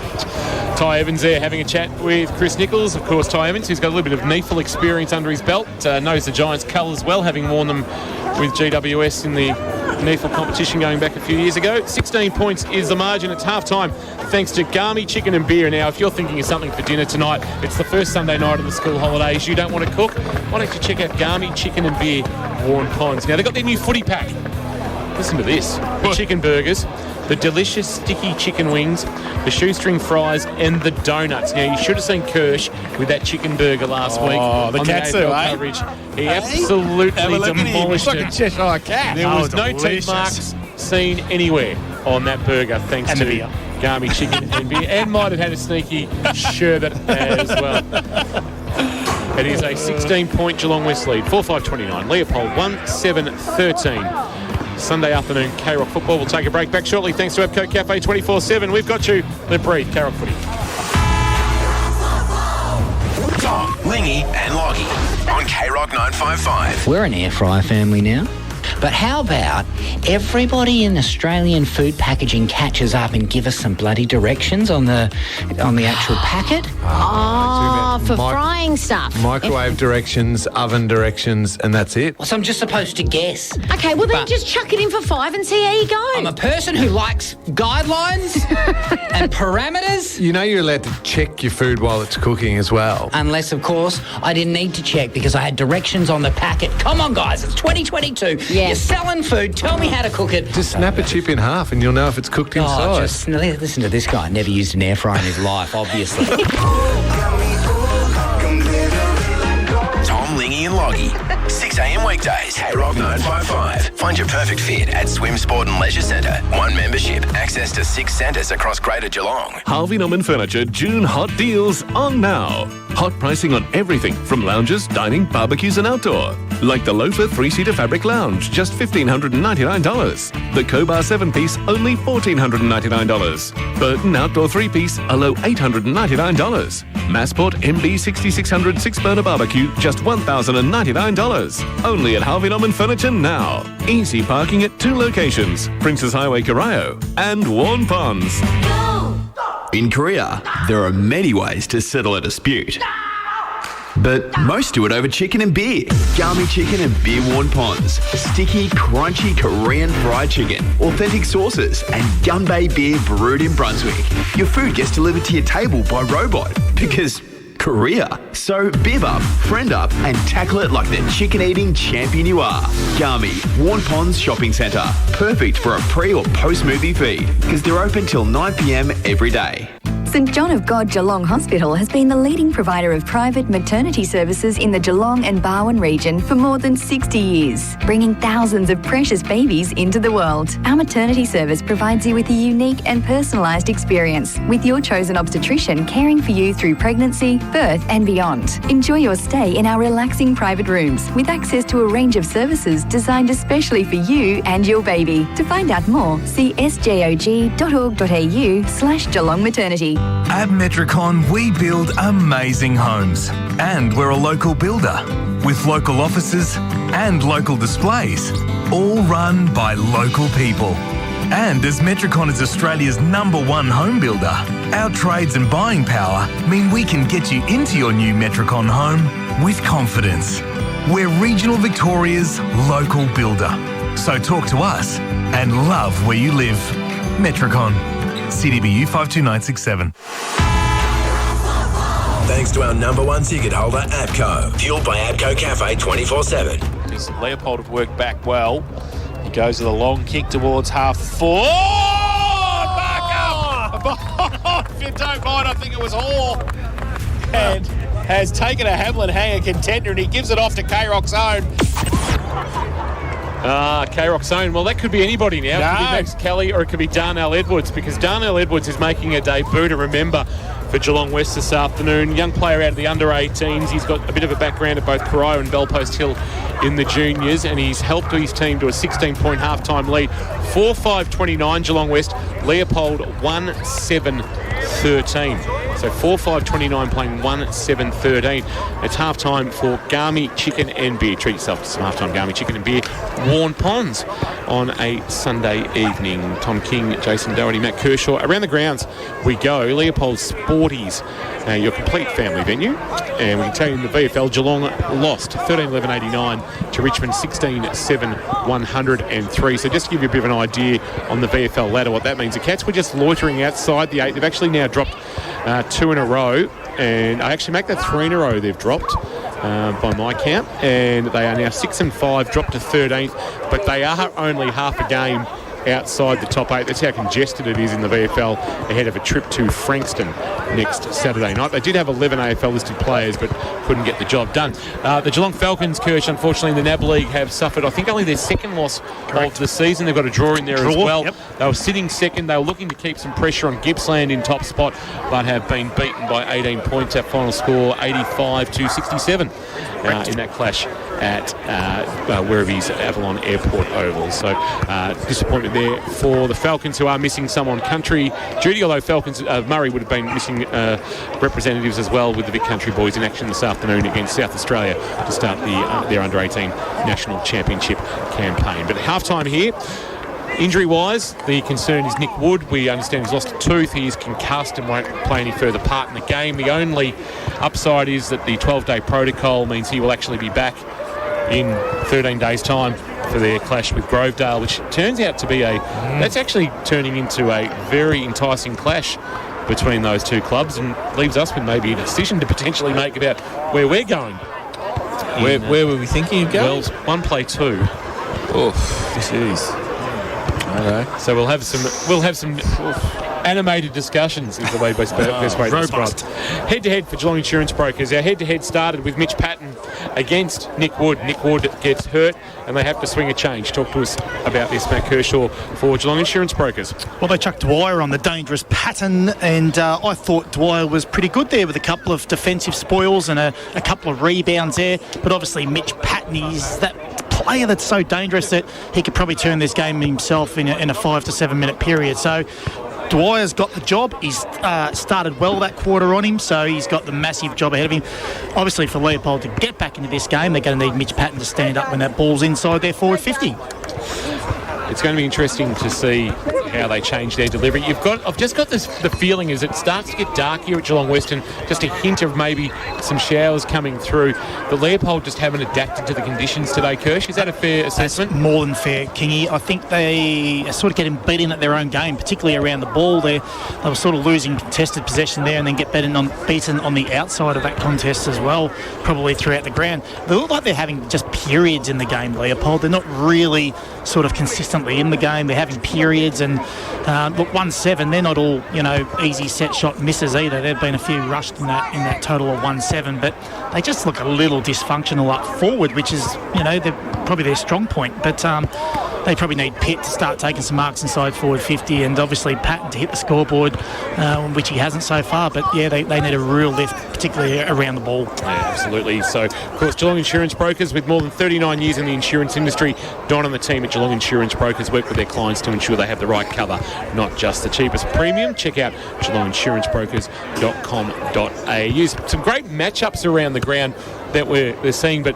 in the ruck, Tyler Watts is getting his hands on the footy first, and I reckon he's having the better of mostly Giddings, but sometimes Jennings and sometimes Mayborn. Yeah, and that's probably why they're looking so good around the ball, because he is giving them first look at it. And the Thompson matchup's been good. Lovell Williamson's been great. Ajang Thompson's been good in there. So you've got that real sort of great head-to-heads in the middle there, and I think Watts' advantage is certainly helping their mids probably look a little bit better at this stage. Wombat Gully Plant Farm, where it's bare root season. Over 1,500 different species of plants to choose from at Wombat Gully Plant Farm, 201 Townsend Road in Moolap.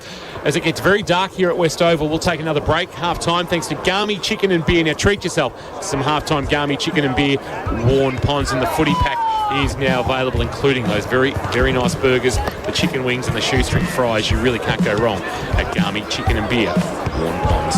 Take a break. Back shortly. Thanks to Abco Cafe 24/7. We've got you. Live, breathe. K-Rock footy. K-Rock is Geelong's home of the hits. Cause I'm just a teenage dirtbag, baby. From the old school hits you loved then to the new hits you're loving now. And everything in between. It's a quarter after one. I'm all alone and I need you now. Geelong's home of the hits. K-Rock 955. Hamlin Homes, proudly Geelong's largest locally owned and operated builder. Distinctively familiar with the region's lifestyles, landscapes and suppliers. Distinctive in history, having served the local area since 1983. Distinctive in our ongoing commitment to the local community. Distinctive in design, taking inspiration from the local environment to create beautifully unique homes that reflect our clients' aspirations. Hamlin Homes, distinctively local. Hamlin.com.au. Meals with the family, drinks with your mates, and plenty of good times. The Leopold Sportsman's Club is your complete family venue with so much on offer all the time. The Cash Members Cash Draw and raffles happen every Tuesday. And on Wednesday, it's $17 Palmy Night with your choice of 5 Palmy varieties. Enjoy great lunch specials Monday to Saturday, and the sports bar is fully open. LeopoldSporties.com, your complete family venue. 135 Kensington Road, Leopold. Searching for Geelong's biggest bargains underfoot? See Harvey Norman Flooring now. Whatever you want to walk on, hybrid and timber flooring, laminates, carpets, and a wide selection of rugs, there's so much choice and styles to suit every home and budget. And Harvey Norman's team of flooring experts will help you every step of the way. Great service, a great price, and the right advice. Harvey Norman, your flooring experts. Easy parking at 2 locations, Princess Highway, Corio, and Warren Ponds.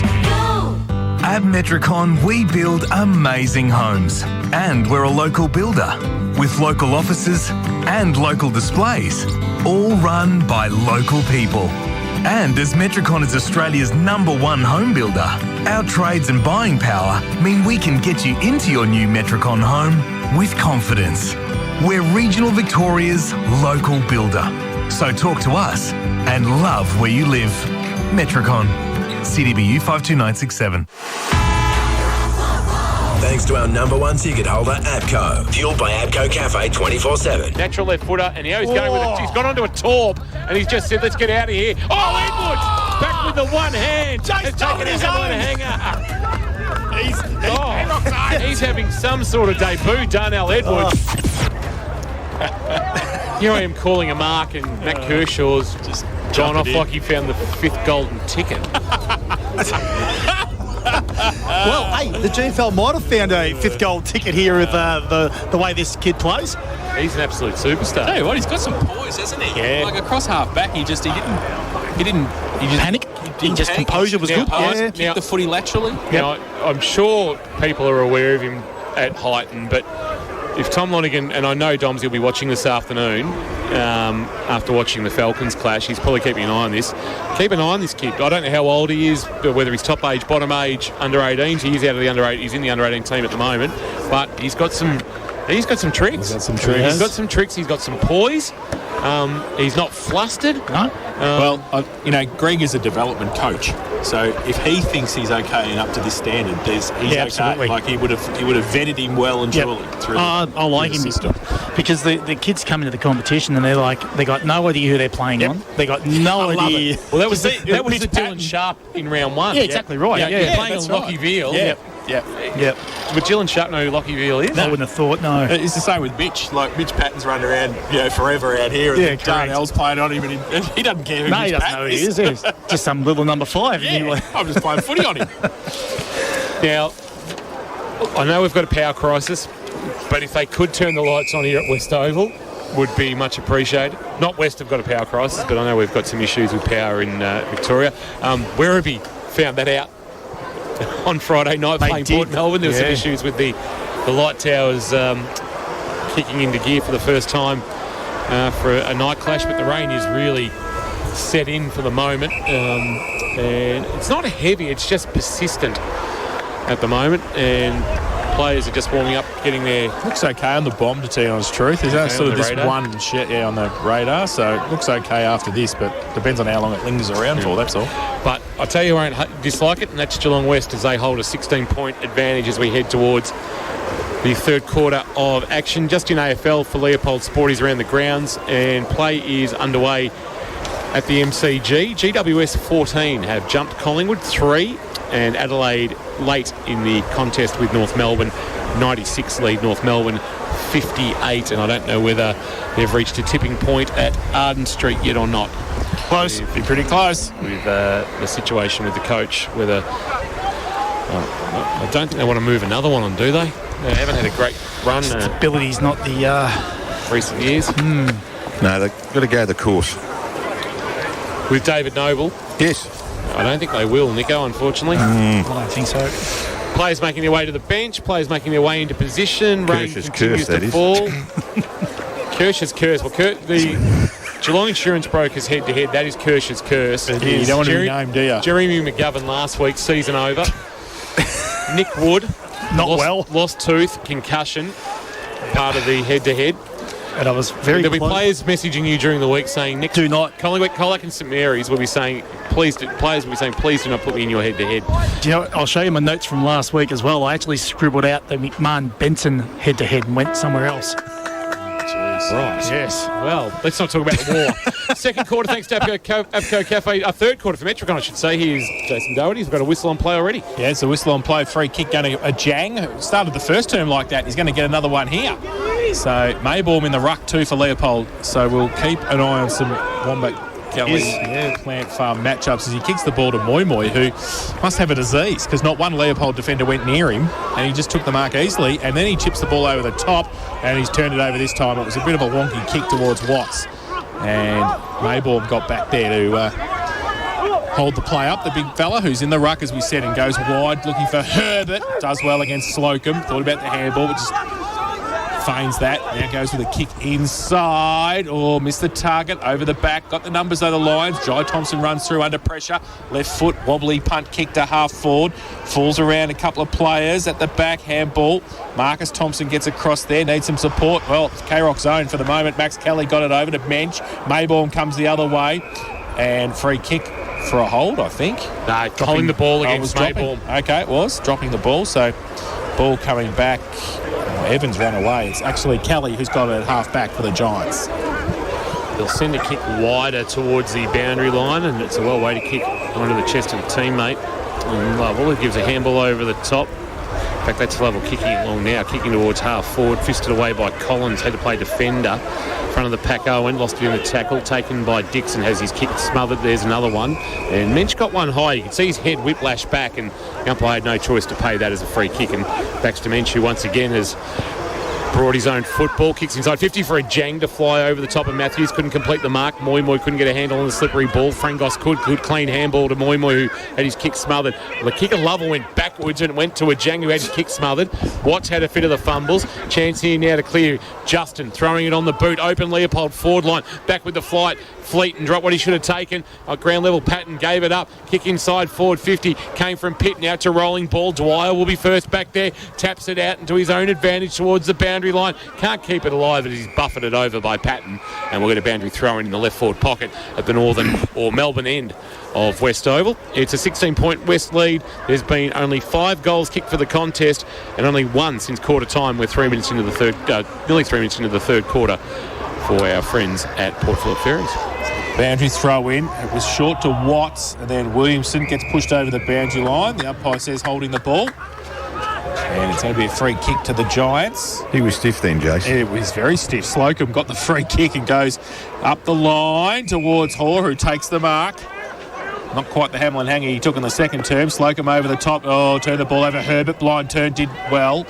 He gets it to Lane. Off a step, up the chimney. Punched away Evans. Kick was partly smothered. Edwards over the top of it. Loses it this time to Jai Thompson, who's over it as well, who just hatches it as well. Evans, kick sideways to a Jang, was partly smothered. Thompson bears down on him. Wraps him up. Puts him... That's dropping the ball. The umpire said play on. Goes to Kelly. His kick around the corner's okay. Moi Moi in front. At half-back takes it. You just can't see Leopold scoring. No, you can't. They just don't look like scoring. Which, for the free-flowing footy they've been playing in recent weeks, is quite a surprise. Moi Moi just sets it up towards the wing. Oh, good mark. Or if not a mark, an ear massage there from Jackson Collins, and he's the acting captain today. And it's with Dixon, just back of the wing in front of our best seats in the house for Apco Cafe 24/7. A driving kick, wanting Pitt, got nudged under the footy. Edwards lost it. Quick kick out of the pack by Fletcher Wilson, bouncing ball towards the goal square over the head of Patton and Dwyer, picked up by Williamson. Tightest of angles! Tightest of angles! Kicks the Lammy's Tavern goal of the day. Well, just as we said they were struggling to find a way to score, Brock Williamson with something special out of the right forward pocket. No daylight to work with. One touch onto the boot, and the lights go on for Leopold as the lights go on at West Oval, and they kick their second of the afternoon and give us something to get up and about. They're 2-7-19, the margin back to 10. Geelong West 4-5-29 in this third quarter, thanks to Metricon. At Metricon, you can build with confidence. Well, Kingy asked for 2 things, a goal and the lights on. He got both. At the one time. At the one time. The best thing was, though, that they just surged a bit more forward on that occasion. They didn't overuse the handball. They just get it in. The conditions aren't for overuse at the moment. They've just got to get the ball in and a bit of surge footy. Hit some territory. Exactly. Give themselves a chance. Watts goes up, gets it down, rove though by a Wagner. Goes towards centre half forward with a kick for Leopold. Over the shoulder, holds, said the umpire. And it will come back to Scott. 65 from goal. Wants to play on. Gets around on the right foot. Long to the square. 2-on-1. In fact, two Giants players. They roved the ball off each other. Goal, another one. The ball came around the corner to Luke Justin on his left foot. And that is a goal. And I think Luke Justin was worried the goal umpire was going to say it was a behind. But it was well and truly a goal. So 2 in 30 seconds for Leopold. And they're back in the game. 3-7-25. They trail Geelong West 4-5-29, and that is on the Metricon K-Rock third quarter scoreboard. Well, the biggest change up, exactly right. And Jace just pointed to the centre square. With Mayborn going in there, he's actually a bit more competitive against Watts. They got their first hand on the pill then, and Wagner with a clearance out of the middle. So they just start to get their hands on the ball around the centre at the moment, or around the stoppages at least, and getting that ball forward. Mayborn's a difference. I know Williamson's in there in the moment, but you're not going to get better or much better in the competition than Thompson and Wagner. No, correct. As your three mids with the ruck. Unless Marys might have something to say about that. All gun players. Back in the middle. Oh, that might have been high against Mensch, but his handball backwards. Mr. Jang head over the footy but couldn't take it. Ash, Mensch, clean hands to Lovell. Lovell fires a handball out wide. Chance now to go inside 50 through Frost. Driving kick, Collins from behind. Spoil at the front was good by Dixon. It'll roll towards the boundary line. Frost coming the other way. Good pick up, but Dixon picked him up and dumped him. And we will get a ball up at left half forward. No, he's actually paid a free kick, the non-controlling umpire, for too high. So the umpire closest didn't see it. The umpire 35 metres away said Cooper Frost was taken high. He's called to play on. 60 from goal, just sets it up to about 25 out. They'll compete. Goes over the back. Drennan, handball. Missed its target. Slocum, tight in the pocket. Slocum, tight in the pocket. Oh, his was as good as Williamson's. That's a great finish from Grady Slocum. All his momentum taking him into the right forward pocket. He was able to bend it around and restore a 10-point Geelong West lead. Just a second goal of his very short career. Bought an absolute cracker from Slocum for Lammy's Tavern. Lammy's Tavern celebrating 21 years, and they're open Friday to Sunday at 9 p.m. with free entry before 10. And they go to 6-5-41, 5-5-35 I should say. Leopold to 3-7-25, and after battling for 5 goals in the first half, we've got 3 in 3 minutes. Yeah, and Cooper Frost has got a lot his teammates got a lot to thank him for. He held his width. They played through him on the outside, and then he obviously followed up and got that free kick on the outer side. It's a shootout. Yeah, the general play's been crap, but the goals and the marks have been fantastic. The ball back in the middle, and it's going to be a free kick to Wagner. In the middle for Leopold, gets the hold and he goes short. Thompson takes it. Marcus plays on, drives it towards half forward, long lead. Mitchie comes out. Patton, big thump away from behind, goes towards the boundary line, and Burgess is not going to be able to keep that in. And it's out of bounds for a throw in. Dwyer with a big thump away from Patton. Big bang. So the ball has ended up at half forward on the outer side for the Lions. Trail by 10, lights on here at West Oval. Watts gets the tap down, but pushes it back out of bounds. Jai Thompson, Baxter Mensch can't keep it in, and we'll have another boundary throw in. Weather update, please, Nico, down boundary side. Wet. I'm undercover, Kingy. He's safe. Soft. Boundary throw in. Watts winning the tap down. It's Mayborn, who's in the ruck contest, will actually do the roving. He'll swing a right foot kick around his shoulder. Will it go out of bounds on the full? Went through the arms of Justin, who went for the chest mark. Justin been swung forward, I reckon. He might have been playing a little bit off half back, and it looks like he's spending a little bit more time in the forward 50. In a Wombat Gully Plant Farm move by Gary Hocking and his coaching staff. So at right half forward, we'll get a boundary throw in. Mayborn and Watts. Watts winning the tap down this time. Marcus Thompson, who's been omnipresent, slick handball to Wagner. Wagner on his left boot inside 50. Pitt went through his legs. Edwards tracking it, did okay. A handball release. Got it off to Slocum. Slocum, a handball intended for Fleet and went to go off the ground. Had a fresh area in it away. It sort of just bobbled off the boot, and it's gone out of bounds right forward pocket. And all of a sudden, there's a bit of a vibe about the contest. Some goals have added to that. Geelong West 5-5-35. Leopold 3-7-25. 9.5 minutes gone third quarter. Thanks to Metricon, your local builder, and we're building strong. Watts gets it down to Jang. Does nicely to rove it in front of the pack. Moi Mensch runs past it.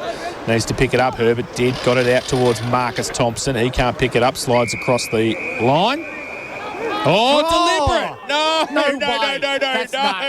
Marcus Thompson got pushed over the line. Get me a whistle. Oh, no. And Max dear. Dimension will take the free kick. Oh, no. That's not good. That's not good. And you've got to read the play. It's pretty wet out there. Pretty wet afternoon for both sides. And I wouldn't have thought Marcus Thompson would be the first bloke to try and push it out of bounds on the fly. But anyway, Lockie Hanley gets it long and it's punched away. And the umpire says it's actually on the full before anybody get a hand to it. So free kick's going to come back to Burgess for Leopold. 4 players waiting to get on the field here on the western side of the ground. Takes off Burgess and he drives it long towards right half forward. Had a bit of carry on the kick. Watts couldn't complete the mark, going back with a flight. Edwards, a flying handball out towards Owen. Owen shares it with Slocum. Slocum tucks it under the arm and wants to run. Does so his full measure. Kicks on his left, but the kick is ill-directed. And Jennings cleans up for Leopold. It comes back to the right, the point of the square at right half back to O'Brien. He went to go one way. Now he goes back basically from almost whence it came and finds Burgess. He's working okay into the contest. Second game back from injury. Chips one over the top to Wilson in the long sleeves. Fletcher Wilson sends it long inside forward 50. Kick is very wide. Does no favours for Giddings. And it skids out of bounds for a boundary throw-in as Giddings goes on an ice skating trek up the bike track.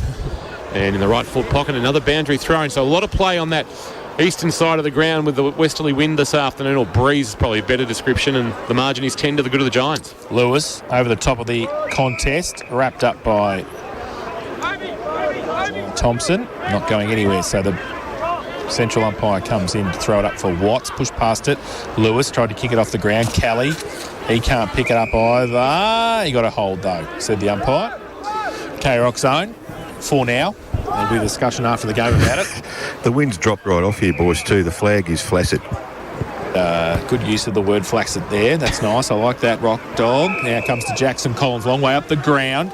Takes the mark on centre wing. Not much in front of him, though. He's had to wait for some teammates to fold back, which they've done so, and they go towards half forward with the kick, but Dixon stands in front of Barnes and takes the mark. 3:7:25 the Lions. They trail the Giants 5-5-35. Dixon goes short to Lane, who had to genuflect to take the ball on the bounce. He goes laterally to Herbert. That's Marcus, no Liam today. Liam in the reserves. A bit going off the ball, Evans and Herbert. The kick inboard by Mayborn, that was risky. It's going to end up in the arms of Evans after being spoiled away. And that might be holding the ball. No umpire says give it to me. We'll get a ball up at right half forward for the Giants. Right in front of our best seats in the house. Thanks to APCO Cafe 24/7. We've got you. Barista-made coffee at its finest at APCO Cafe 24/7. Mayborn, Watts. Mayborn went early. Watts just stood his ground, won the tap down, taking the tackle Barnes by Jai Thompson, going nowhere when Jai Thompson applies a tackle. And another stoppage. 12 3/4 minutes gone. After a flurry of goals, we've now got back into this pattern of play we've had for most of the afternoon. 2 goes at it from Giddings, was able to knock it down twice. Handball on the up. Wagner was good, and tucking it under the arm. Burgess, watch that hamstring, and then he just checks his kick towards right half forward. It's not a great one. Fleeton will lead Pitt to the footy. Coming the other way, Ash to provide a contest. Fleeton knocks it forward smartly. Chance now. Get a handball back to Edwards. Edwards gives a handball off. Kelly, tight confines. Couldn't get a handball onto the player going forward of him. That was Slocum, and it's out of bounds for a boundary throw-in at right half forward. 10-point Geelong West lead, 35-25, 13.5 minutes gone. Port Phillip Ferries time clock. Port Phillip Ferries, there's no better way to travel. 55 from the Lions goal. From behind Giddings, front Barnes, kick was smothered. Now Williamson breaks free, left foot kick inside 50, past Giddings, Patton wrapped up straight away. Dwyer right next to him, and the umpire will come in and ball it up, right forward pocket. Wake up, Kirsch. I'm here. I'm here. Good, just making sure. Just making sure. It's been a long day. Goes up, Watts. Now Lewis, all wrapped up, under pressure. Ball comes back into the goal square. And the Lions, if they can pick it up, Herbert over the top of it. Hassled out of it, though. Evans happy to see it over the boundary line. Left forward pocket now for the Leopold side. 3:7:25. They trail Geelong West 5-5-35. 14.5 played on the Port Phillip Ferries time clock. Port Phillip Ferries, there's no better way to travel. Boundary throw-in. Leopold would love to jag one here. It's a shallow throw-in. It's well picked up nicely there by Giddings, and gave it to Jai Thompson, who snaps and goals. That's a great goal. It's a good little bit of work there by Giddings, but the one touch onto the boot from Jai Thompson was quite classy. And Jai Thompson, who this afternoon is playing game 191, he's the most experienced Lion out there. He's actually the most experienced player in terms of GFL first 18 games in front of Scotty Frangos. It was a great goal. And it was a great finish by the Premiership captain. And they're back to within 4 points. 4-7-31 Leopold, 5-5-35 Geelong West in this third quarter, thanks to Metricon.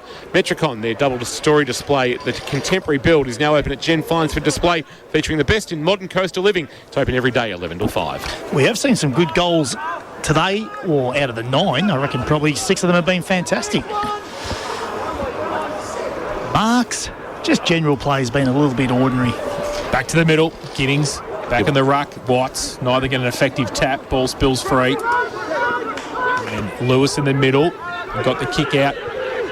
Moy has to try and track it over there, but getting there first, Justin, wheels back on that left foot. Watts gets a fist to it, falls though for the Lions. Giddings, handball over the top, Herbert leaves it, O'Brien couldn't take it either. Mitchie Patton comes up quickly, creates a path, now Pitt, handball back off a step, Williamson goes towards the pocket, and I think it's just bounced in the field of play. It has. And we'll have a boundary thrown in the right forward pocket for the Lions. Been doing all the attacking, Kirsch, haven't they? They have indeed.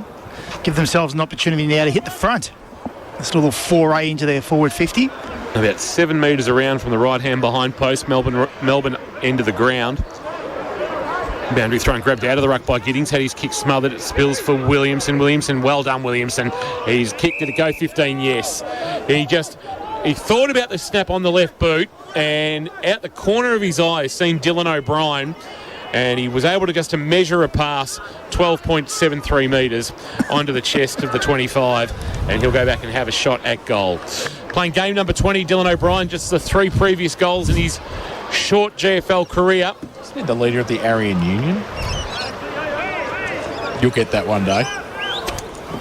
You'll get that one day. It's a Seinfeld reference, isn't it? Good work. From about 45 metres out, he's pulled it to the left and through from behind. Is that when they're in the back of the limousine? Correct. Well done. O'Brien, who's that? Yes. 4-8-32. Oh, the old multiplication has made an appearance. 4-8-32. Back to the football. Geelong West 5-5-35. Very good. Geelong West leads by 3. Thank you for that pop culture reference from Seinfeld. Ball comes out towards centre wing, and Matthews can't take it. Moy can, gets it up. Frost handball inboard. Collins goes towards half forward.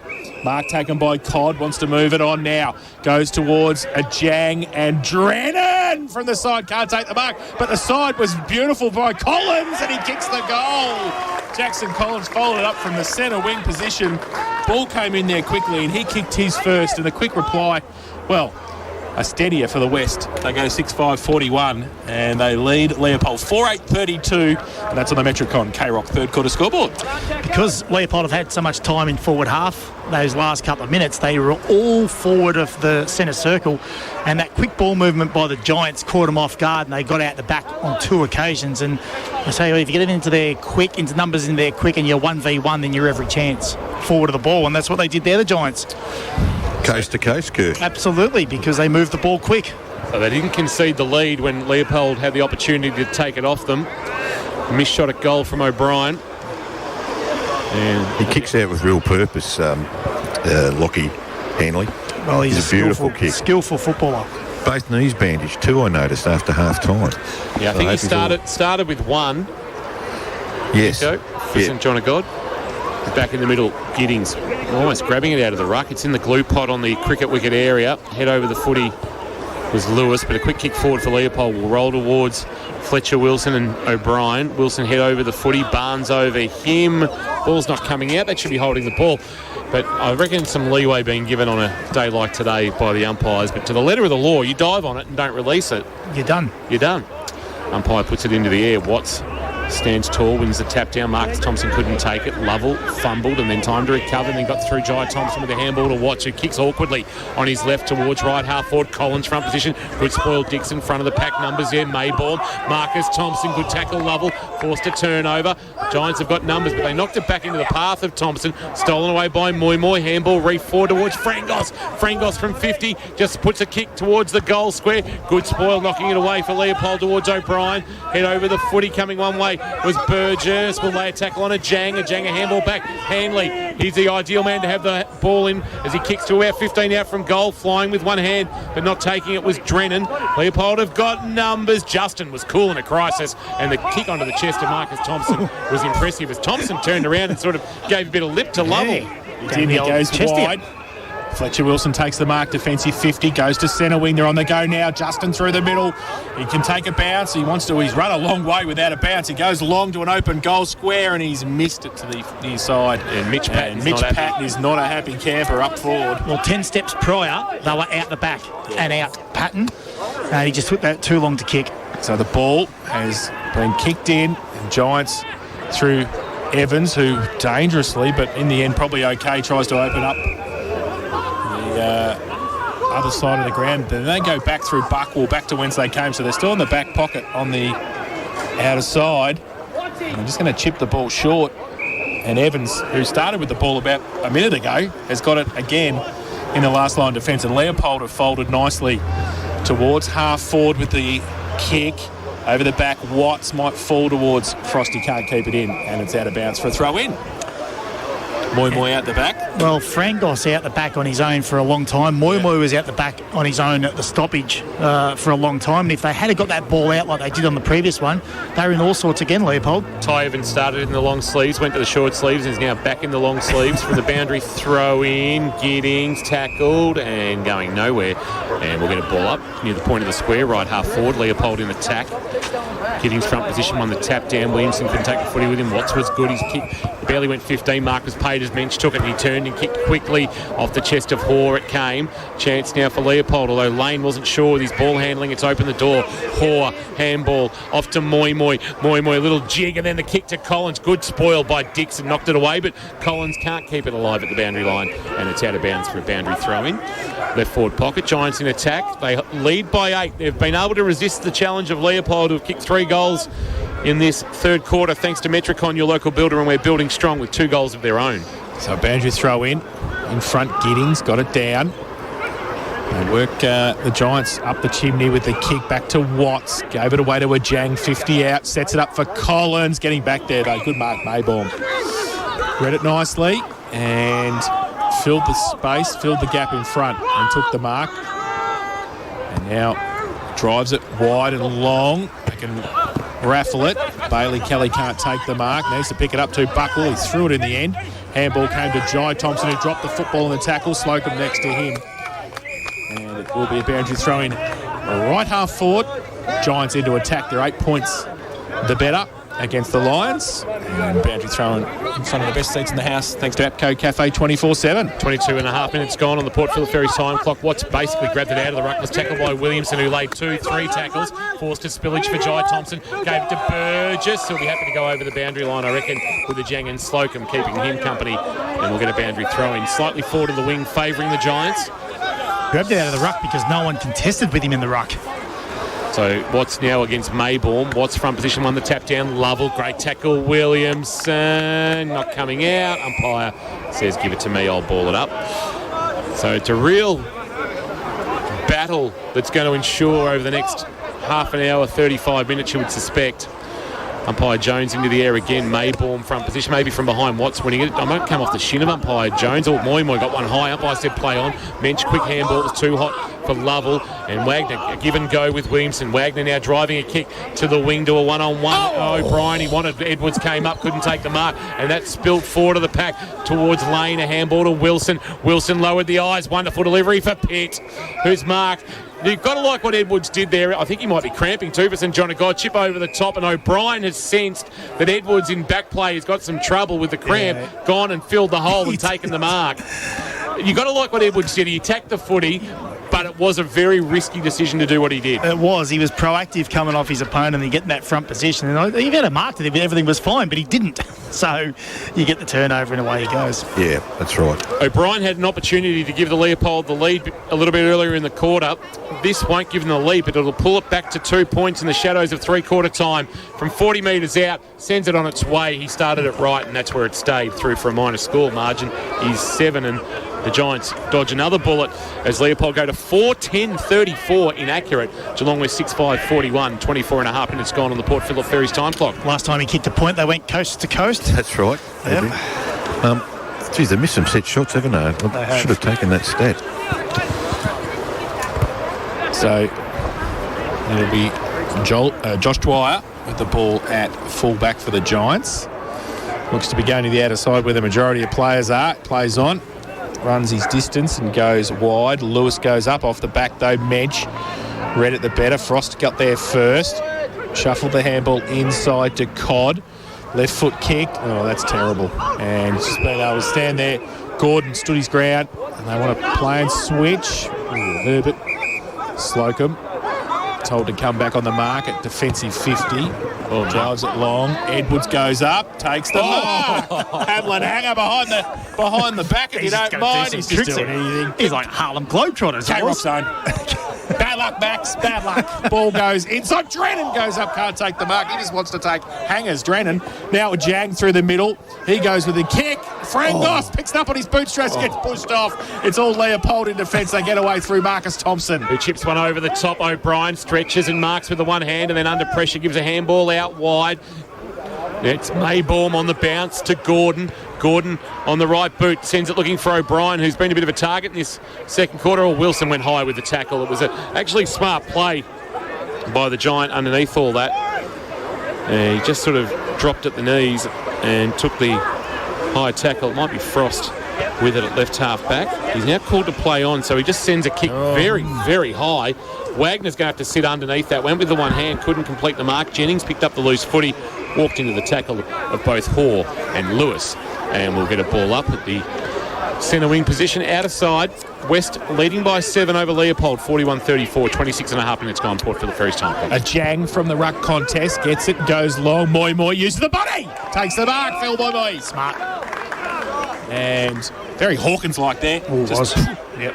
And he's kicked 2, Moi. And we have played nearly 27 minutes in this third term, thanks to Port Phillip Ferries. Port Phillip Ferries, there's no better way to travel. And he's kicked 2. There's 7 points the better at the moment, the Giants. So this to make it... I'm not right behind this, but I have got a good view of it, boys. All right, well, let's see what he can do, Moi. He's kicked 2, as we said. He's about 45 out, slight angle, southern end of the ground. He comes in. Right foot kick. He's hooked it. He has hooked it. And through for one behind. Well, that would have been handy. 6:42 the Giants. They lead Leopold 4-10-34. Metricon K-Rock third quarter scoreboard. Thanks to Metricon. Metricon, your local builder, and we're building strong. So kicking duties with Jet Matthews. Tell you who we haven't caught a lot of today, Sam Hughes. Oh, it's been quiet. Matthews short into the right back pocket. And Gordon has marked the reigning best and fairest.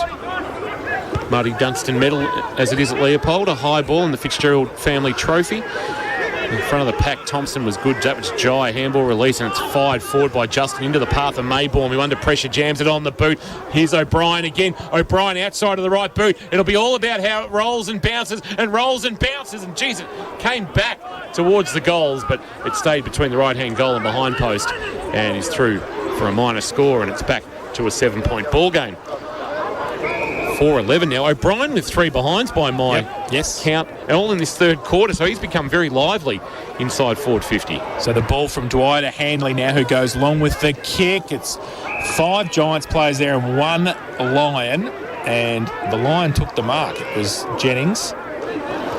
He just went up and took the grab uncontested around a raft of Giants players. He drives it back towards centre half forward. A Jang goes up, got one high anyway. The umpire said play on. K-Rock's own, Max Kelly. Well, maybe he is. We don't know yet. Pack develops. We might be taking the mantle off him. discussion after the game. I'll do a poll. And, yeah, we will, but... Twitter. Darnell will win it, so it's okay. Pendulum. And the ball, Maybaum takes it out of the ruck, up the shot tower, into the pocket. Handley runs back, gets a hand to it. Towards Fletcher Wilson on the boundary line, kicks it towards the 10-metre square. Ball still in play. Jang with a good tackle on Mitchie Patton. Not going anywhere, and we'll have a ball up 10 out from the Leopold goal. Goal or behind to be handy for Leopold. Here either one will get behind, will get them into within a kick, and the goal gets them to within a point. Tap down Maybaum, socket off the ground, Pitt. And Mensch handball back and just stepping it through from behind is Ty Evans. And we do have a minor score there for Leopold. I think that's their fourth rush behind of the afternoon. And the margin is 6 points, 6-6-42. The Giants, Leopold 4-12-36. And the margin is an even goal. So Evans, as has been done for most of this quarter, kicks it to the outer side. There's more Giants presenting this time over the back. Collins, handball over the top. But Jang's got 3 on him. Ball towards Frangos. Dixon. He gets it wrapped up by a Jang. Got the handball free, though. Coming back the other way. Might be okay. Quick kick out of the pack. That came from Gordon towards half forward. But again, Evans into the middle. Mensch got a couple against him. And took the mark and easily went. That was Matthews. Kicks it towards centre half forward. Ball spills free. Handley gets back there. Handball out the back. Dwyer under pressure. And over the top. They did okay in the end. But the ball still in dispute. Coming back the other way was Frost. Gets ripped off the football. Falls to Wagner. Oh, he tries to run through too. And he dropped the ball 3 times. Umpire said play on. Jeez. Kick around the corner towards the top of the square. Getting back there. He got the numbers. Evans has had a good quarter. And last line defence takes the mark. Evans, right back pocket. They'd love to just hold this 6-point lead to three-quarter time, and that's what they'll do. As at 30-46, that third quarter goes. And that time clock, thanks to Port Phillip Ferries. Port Phillip Ferries, there's no better way to travel. Geelong West, 6-6-42. Leopold 4-12-36.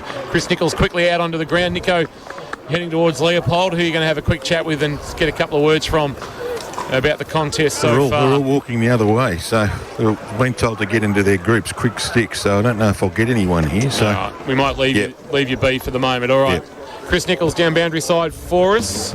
Geelong West 6-6-42. Leopold 4-12-36. Around the grounds very quickly for Leopold. Sporties Adelaide have given North Melbourne a touch-up in the end. 115-58. And Collingwood 30 now lead GWS 16 by 14 points. 11 minutes gone in the second quarter at the MCG. Earlier today, Richmond 16-7-103 defeated Geelong 13-11-89 in the VFL, while the Falcons suffered their second straight loss to... is that second straight loss? Yes. No, they won last week. They won last week. Second and third, 3 games, I think it is. 83-65. Murray defeating Geelong at the Avalon Airport Oval in Werribee. That is the NAB League boys score to, and that's round 11, I think, of the NAB League boys season. And disappointing loss there for the Falcons. Three-quarter time here at West Oval. It's Leopold 36 trailing Geelong West 42, thanks to Abco Cafe 24/7. We've got you. Live, breathe. K-Rock footy. Herbie and Josh. While Josh is away juggling kids, Lee Coleman's here juggling the big shift with Herbie for the drive home. It is cold outside. Isn't it? Electric blanket weather. I mean, we shouldn't be shocked. We're in winter. I know. But it is crisper than usual.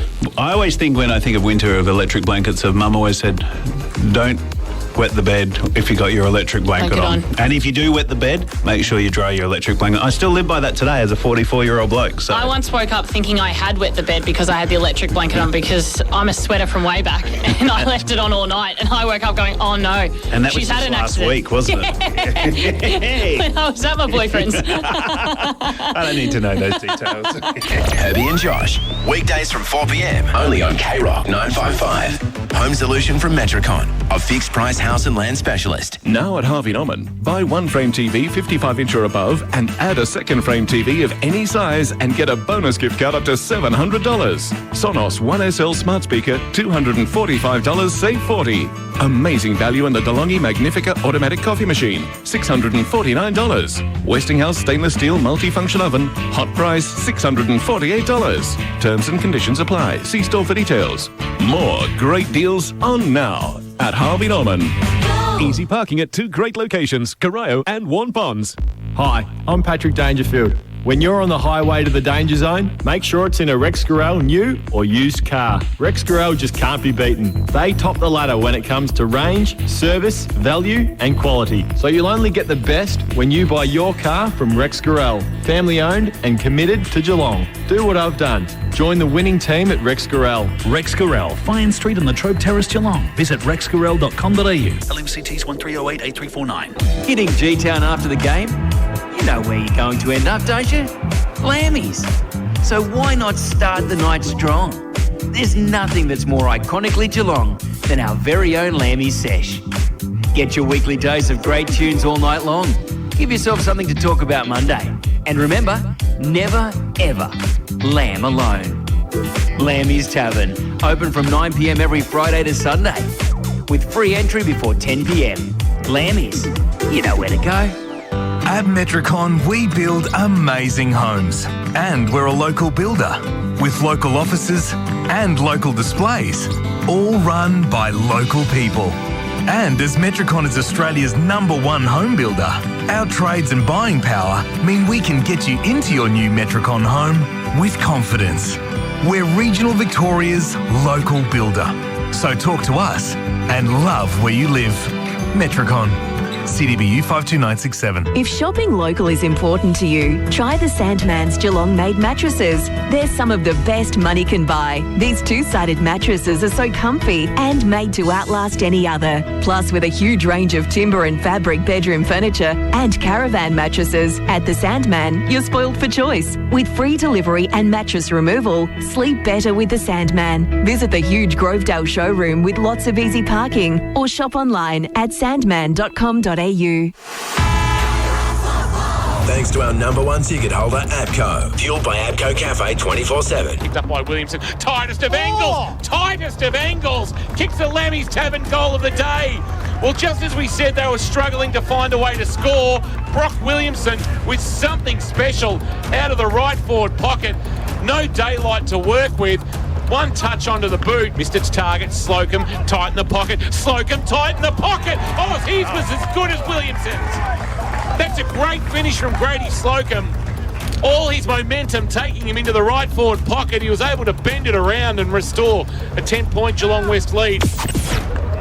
Well, after 5 goals in the opening half, we actually got 5 goals in that third quarter, and there was some quality amongst them, including those calls of Brock Williamson and Grady Slocum for Leopold and Geelong West, respectively. It is a 6-point Geelong West lead, 6-6-42, playing 4-12-36. Chris Nichols is down boundary side for us this afternoon. Rock Dog, you had a bit of a listen to Greg Mellor. What did he have to say to his charges? He wants them now to reward themselves with a win. They've done all the hard work. It was really positive three-quarter time speech, and it's there for the taking to keep their final chances alive.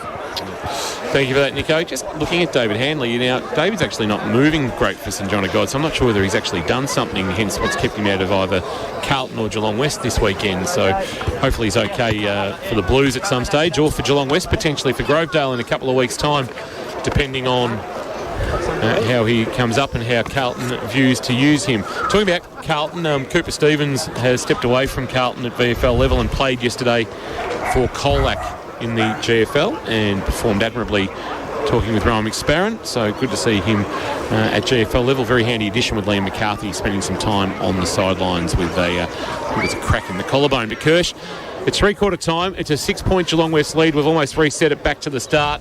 They've thrown everything at each other for 3 quarters. What do each team need to do if they're to be in front come the final siren? Well, it's reward inside their forward half. Kingy, to be quite honest, they've both had enough opportunities going inside their forward 50. Giants' defensive structure's been really sound all day, and they've sort of thwarted a lot of Leopold attacks when the ball's gone in there. And the other end, Leopold themselves have restricted Geelong West to only 6 goals. With it only being a goal in it, it's a really top moment for now players like Patton. They've had a quiet day, but they can have moments in games of football, and I feel that one of them's got to step up and have their moment. Frapco Cafe 24/7, here's Jace. Watts gets it down, and a jang again. Third time out of 4 quarters, he gets the first kick away of the quarter, and he goes forward and over the top. Hoare tried to get the handball away. Defence, though, for Leopold. Wraps him up, not going anywhere. And Matthews gets up, and umpire will ball it up. 55 out from the Giants' goal. Goes to Mensch. Handball out to Lovell. Kick over his shoulder towards the pocket. Frangos coming across Jennings as well. Can't keep it in for Leopold. And we'll have a boundary throw. And spent a lot of time in that right half forward pocket area this afternoon on the outer side. And we'll have another boundary throw in. Yeah, would love to have had it in the right forward pocket quite a bit at the Church Street end of the ground. Perfect. Use the peepers a bit, the Savo. Watts winning the tap down. Lewis trying to barge his way through, but not through the tackle of Matthews, who's making the number 49 fashionable at Leopold. And we'll get a ball up. Still right forward pocket for West. First goal, would that be enough almost to put it to bed? It means Leopold would have to find 3 potentially to win the game, Kirsch. Well, they've only kicked 4 for the game, so you'd think it'd be a big ask, wouldn't you? Well, Jai Thompson was held without the footy. Umpire said play on. Max Kelly has barged his way through outside of the right boot, top of the square. Cod playing in front is marked. That's going to help Kingy. K-Rock's own just barged his way through the pack, got it on the outside of the right boot, and he finds a teammate marking on the chest. I'm pretty sure it was Kelly. Discussion pending on that anyway, Kingy. Yeah, whether he's K-Rock's own. Kelly's here on the wing. I think it was Lovell. It might have been Lovell. Yeah, so it wasn't. It is a fair way away. Either way. I'm going to get Darnell over the line here. You are. This is a very important kick. Cod, 20 metres out, directly in front, no issues, and they lead by 12. And the first bloke to get to him was Scotty Frangos, because you would think this means a lot, and I wouldn't be surprised if his name got mentioned at some stage at three-quarter time about getting a victory for the veteran in his 200th club game this afternoon. The margin is out to 12, 7-6-48, playing 4-12-36 in this final quarter of K-Rock football, thanks to APCO Cafe 24/7. Couple of minutes ticked over on the Port Phillip Ferries time clock, and West now with the, well, it's not a match-winning lead, but it's a handy lead in a low-scoring contest. Absolutely. I'd like to see a little bit of theatre in the game of football with about 5 minutes left in the game. West are up by a couple of goals, and Scotty Frangos gets an opportunity for a Joe the Goose over the top and runs into an open goal and puts it 15 houses back. Beautiful. Well, let's make it happen. Did you dream that last night, Kirsch? I just hope he does. That Kirsch got his. I love theatre in football, and that could be one of them. With the kangaroo, with the Puma. Yeah, we'll be talking about photos later too, Nico. The Puma Kings. A few blokes getting in front of themselves in this box at the moment. One, Matt Kershaw, ball back in the middle, goes to the AFL, thinks he runs the joint now, comes back, slip over in the middle, Maybaum. They're still there though, Leopold, and they get away. Wagner short. And just try and build now from just inside the centre square. It's 4 handballs then, Jason. Yeah, there was 4 handballs, and the ball comes inside. The Giants got a couple there. One gets, it was paid a mark. I reckon it was a bash in their head, actually, but the mark's paid, and Lockie Handley gets up with both knees strapped already, and he gets up with a limp, so he's in a bit of trouble. He chips the ball short. It's okay, and finds Lovell right on defensive 50. Been good again this afternoon, Tanner Lovell, coming off 26 touches last week against South. Laterally to Evans. Evans a long, high ball to the wing. 2 Leopold players spoil each other. One of those is Burgess, who's trying to tap it to his own advantage. Mensch got in the way, created a path for Lovell, whose kick went about 4 metres, and Maybaum took it cleanly. Handball to Marcus Thompson. Heard a voice. It was Williamson. Williamson in the glue pot in the middle of West Oval. A kick on the outside of the right boot. It's a helicopter. Fletcher Wilson's going to have to play spoiler. Does okay on Frost. Brought it to ground. Now at the front of the pack, Evans taken in a tackle by Patton, going nowhere, 45 out from goal, and the language gets a little bit fruity out on the ground. It does. Fruity. So ball up just inside 50 for Leopold. Maybaum goes up, does his own roving work. Left foot kick to the top of the square. No mark taken. Mitch Patton around the front, gets wrapped up, not going anywhere, and he tries to get the football out. What are we waiting for? Him to actually kick a goal next Thursday? That was a ball up. Sure why that took so long, Jace. Got slung about 43 times in the tackle. So we're going to have a ball up, right forward pocket the Lions into attack there. 4-12-36. They trail the Giants 7-6-48. We've played 5 minutes in this final term. We're going to have a ball up for Watts and for Maybaum. Maybaum takes out the ruck again, gets it away. Kick around the corner, Marcus Thompson to the top of the square. 2-on-1 Giants there. Falls there to Herbert. Handball to Wilson off a step. Ball runs up underneath everybody, in fact. Mensch, last line of defence. Kick dangerous. And has hit the line. Well done, boundary umpire. Right on the line. And it was out for a boundary throw-in. 35 around from the Lions' goal. He had one job. And he got it right. He got it right. And also the ball hitting the chalk. It's Wimbledon coming up over the next couple of weeks. Boundary throw in. Watts fist out of defensive 50 for the Giant. Oh, Lane one way and Hoare the other. Neither gave an inch, but the ball spilled away from both of them. Mensch dived on it. O'Brien dived on him, later tackle. We'll get a ball up just outside forward 50. 52 from goal. Umpire flings it into the air. Tapped down by Jennings. Jennings gets a handball to Williamson. Williamson just chips a kick over the top, and stretching and marking was Burgess. Well, was he called to play on by the umpire? I don't know, it was a little good with the whistle. Then into the pocket he goes, looking for a mark. Oh, Pitt on the lead takes the mark. Now, correct me if I'm wrong. Yes, no, you're right. We've had a change of umpires. We have. What's happened here? We have. So the umpire in the glasses has been replaced. Now, I don't know when this has taken place, but I've just picked it up and gone, this umpire doesn't look familiar to me. And he doesn't blow the whistle as fervently as the others. This is a big kick to bring it back to 6 points. Pitt kicked 5 last week. Needs to start at right goal post. He didn't. He pulled it across the face. That's a disappointing finish. Just didn't get good connection. And it's through for a minor score. I got 1 goal 2 for Jake Pitt. Kicked it on the big toe, boys. And the margin is 11, and that caused a bit of a duck hook. And Lockie Handley kicks it in to the back pocket. Now, K-Rock's own, for now anyway, Max Kelly goes to the outer side, punched away, big punch away Dixon defensively for Leopold. Sees it over the line, and we'll have a throw in. Just monitoring the K-Rock football email to see whether we get a match review officer finding on Tom Stewart while we're Did he do something? still on air.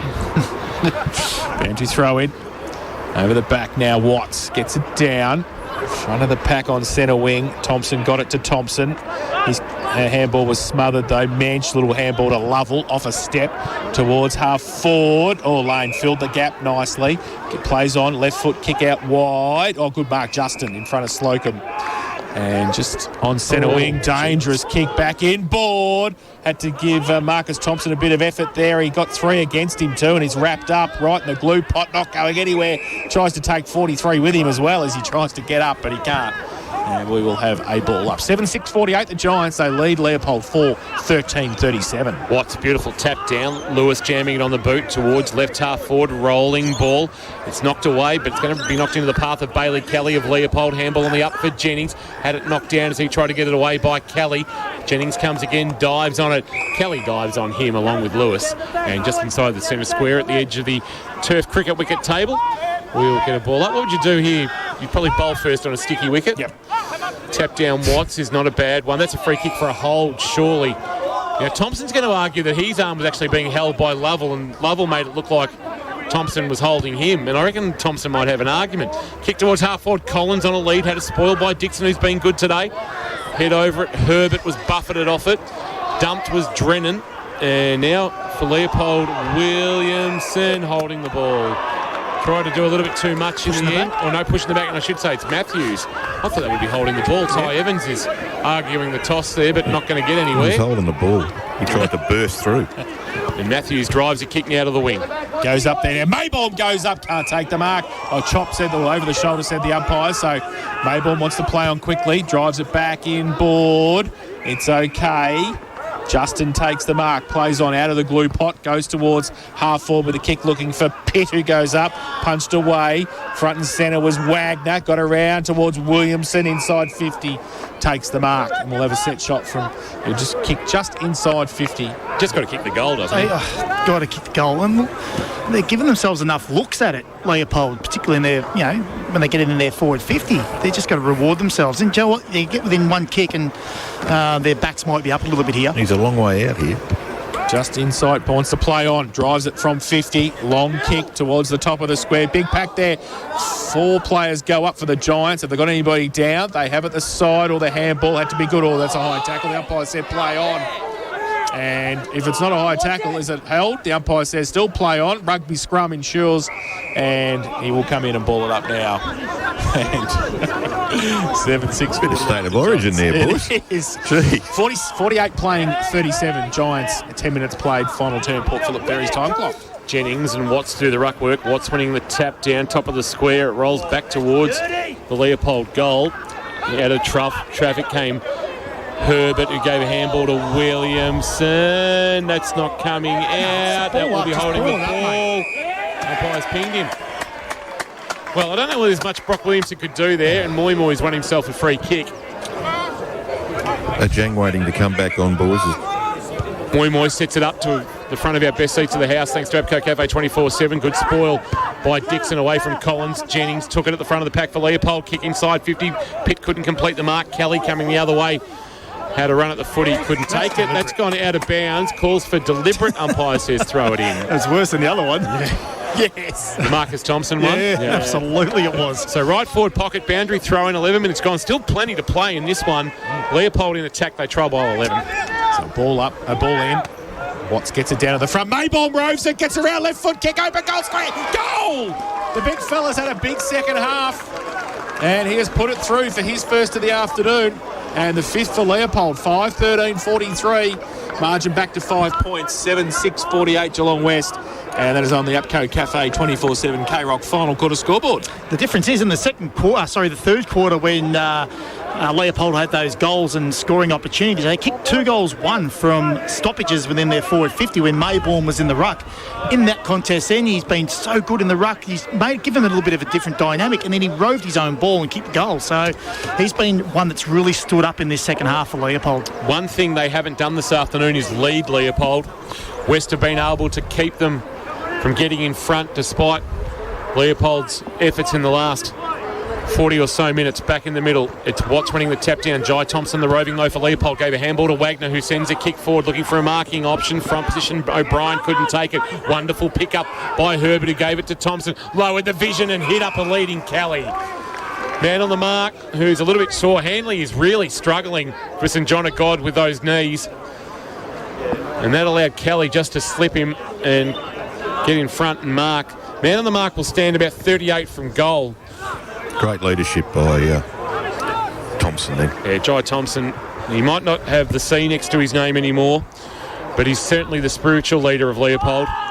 From 42 metres, Kelly on his way has tugged it to the left. They haven't read the breeze, some of these players this afternoon. And in going for distance, he's pulled it too far, and the margin is for Bailey Kelly with a minor score.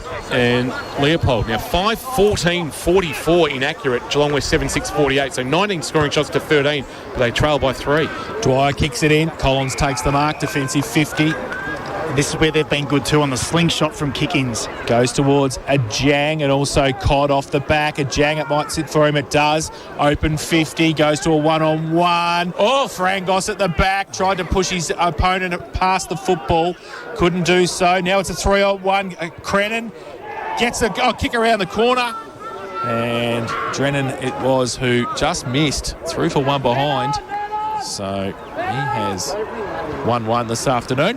And there's another score from their kick-in. They've been really good with that because Leopold gets so high up the ground and they know the next kick. Slingshot out. Yeah, exactly right. If they can get past that zone, they're out. Giants 49, Leopold 44, 13 and a half played final term. Burgess trots off into the left back pocket and sends it towards the outer side. Has been the want of both teams today. Sends it very wide. No Mark Giddings at the front. The spoil away landed in the arms of Wilson. He's wrapped up by Kelly, going nowhere, and he's been pinned. I don't know what he can do though. Well, where else? What can he do when the ball's pinned to him? That's not. And Kelly can take a free kick. Well, West aren't complaining. Now he's called to play on. Kelly confronted by Wilson. Has to kick. Well, it's actually that kick is smothered. Well done by Wilson. Kick went up the chimney as a result. Here's Justin, who's been good. Oh, he turned it over straight to Barnes. Barnes turned and kicked quickly inside forward 50. Flying Collins couldn't take the mark. Ball at ground level. Moy created a path for a Jang. He walked into a Gordon tackle. Dropped it in that tackle. Leopold good inside defensive 50. Maybaum's kick on the way out though. Here's Darnell. Pulled off the kick holding the ball. It should be. And they can take the advantage as Marcus Thompson flicks it over the top to Williamson. And he goes with a right foot kick and he just measures the pass towards Jennings. Bit of candy, tried to get around Handley, did so. Left foot kick, tumbling punt, might be okay. Pitt has got it. He's got somebody in the goal square. It's Mitch Patton who takes the mark. Oh, he could have played on. He goes back and just goes, take it easy. I just want to go back and kick it from 10 out. How cruel on Edwards. Yeah, I know. He just couldn't get his foot to it. So Mitch Patton, who has not kicked a goal this afternoon to give the Lions the lead. He comes in, 10 out. He'll want to kick it after he could have played on too, could I say. And he has. No mistake, Mitch Patton kicks his first. Leopold 6-14-50. They lead Geelong West 7-7-49. Apco Cafe 24/7 K-Rock. Final quarter scoreboard. I know that Mitchie Patton gets the reward for the kicking the goal, but the play up the ground, obviously that tackle on Darnell was stiff for Darnell, but great desperation in your defensive half, and it obviously forced the turnover and some smart play. Giddings nearly got himself into trouble, but just keep surging that ball forward. They had numbers out, and it's just chaos. Ball is always dangerous. Half-time at the MCG, Collingwood and the Giants. It's Collingwood 39 leading the Giants. The Giants kicked the first 2 goals of the contest. Collingwood have hit back in the middle. Here's Jai Thompson again, but his handball is going to be turned over to Barnes. Barnes had a little shank of a kick, but rolled it towards centre-half forward. That's a pressure pushing it back. Surely Lane got a big shove from Drennan. And the advantage is taken by Williamson, but the umpire will say that there really was none, even though the delivery was elite to Maybaum. He reeled it in with one hand. It'll have to come all the way back towards centre-half back, and it's very dark here again at Geelong West. It was a 1-point margin when we called this game round 1. It was, Nico, to the good of Leopold, and that's what they got at the moment. The kick at the bootlaces of Wilson, who took it nicely, was able to free the arms and get a handball back to Jai Thompson, who's dumped in an Ajang tackle at right half forward point of the square, and we'll get a ball up. 16 3/4 minutes gone. Umpire puts it in the air. Watts won the tap down. Lovell a handball out the side door. Might have been socked off the ground by Lewis. Rolled towards the boundary line, but Gordon kept it alive for Leopold. Gave it to Lane, who's been okay. A high kick to the wing, went over the head of the 2 number 8s in Scott and Kelly, and it's out of bounds for a boundary throw-in out of side. A lot of action on that outer side of the ground, and maybe less chopped up than the near side, where you probably see a lot of training going on among the Giants teams at play here. 50-49. Leopold leads Geelong West. 17 minutes gone. Port Phillip Ferry's time clock. Watts gets it down. Marcus Thompson handball over the top. Slocum right next to Justin. And they see it over the boundary line. Run out of room, so we'll have another boundary throw in. Very dark here at West now. Middle stage is the final term. Point the difference. Watts, Maybaum. Ruck work. Maybaum in front. Thompson can't take it. Ajang handball to Slocum. His handball to Lovell. Looking for somebody to run past. It was Ajang. His handball. Oh, that was a throw from Watts. Now the other way. Thompson got it towards Williamson. Got one high. Will take the free kick forward to the centre wing. Wants to get it on quickly, and they do. They drive it in. Thompson floating punt, but only as far as Evans, who stands his ground.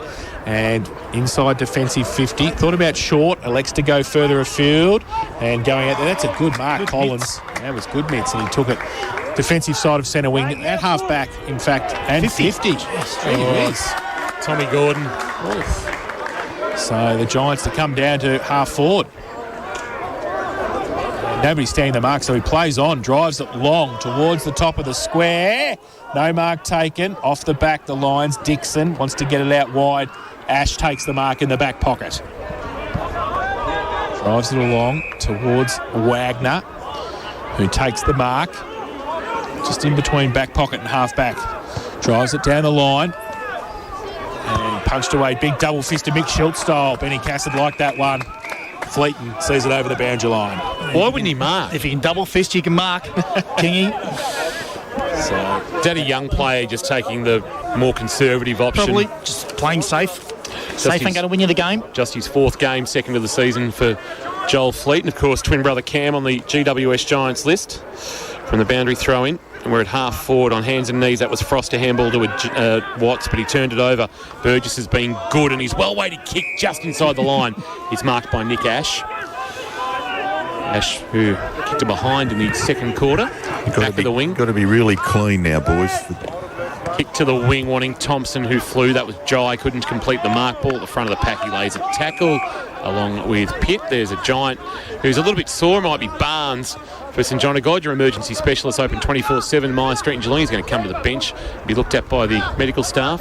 Watts won the tap down. Watts did his own roving and then jammed it on the left boot towards half forward. Looking for a mark. Can't find one. Front of the pack. Burgess was good. Ajang cut off the handball that was intended for Justin. He went back and found it. Ajang, but his handball was errant back on the wing. Jai Thompson overran the footy. Kelly put his head over it. So did Maybaum. Maybaum's going to win it. His handball didn't get out out of the pack. Jai Thompson barged his way through and kicked it inside forward 50, but Slocum cut it off. He did it defensive 50 now. Does he want to switch the play? He does. He goes to the outer side. Dangerous kick.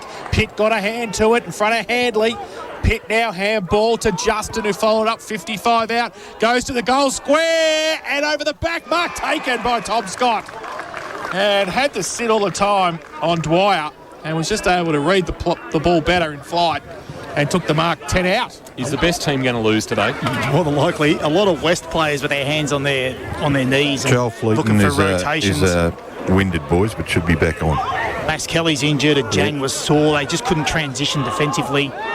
So Scott comes in. He just little pitching wedge over the top from Tom Scott.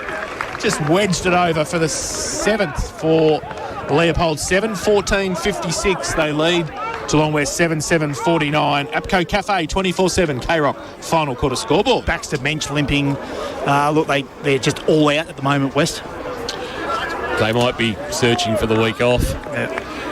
They just have to roll the dice now. You might as well lose by 4 goals, 100%, having a crack, rather than being conservative and losing by 7 points or 13 points. Yep. Umpire tosses it up in the middle. Watts has been outstanding all day. Will we get a Leopold Sporties from the losing team potentially, as Wagner did the roving, gave a handball to Jennings, kick inside 50, back with the flight. Handley couldn't complete the mark. Clearing kick came out from Dwyer towards the outer wing for West, but Justin, who's been pretty good this afternoon, the Collar and Noorat product. He's wrapped up in a tackle and he's turned it over and he's going to get the ball back, is he? No. Jennings is going to have to go in and lay a tackle for Leopold.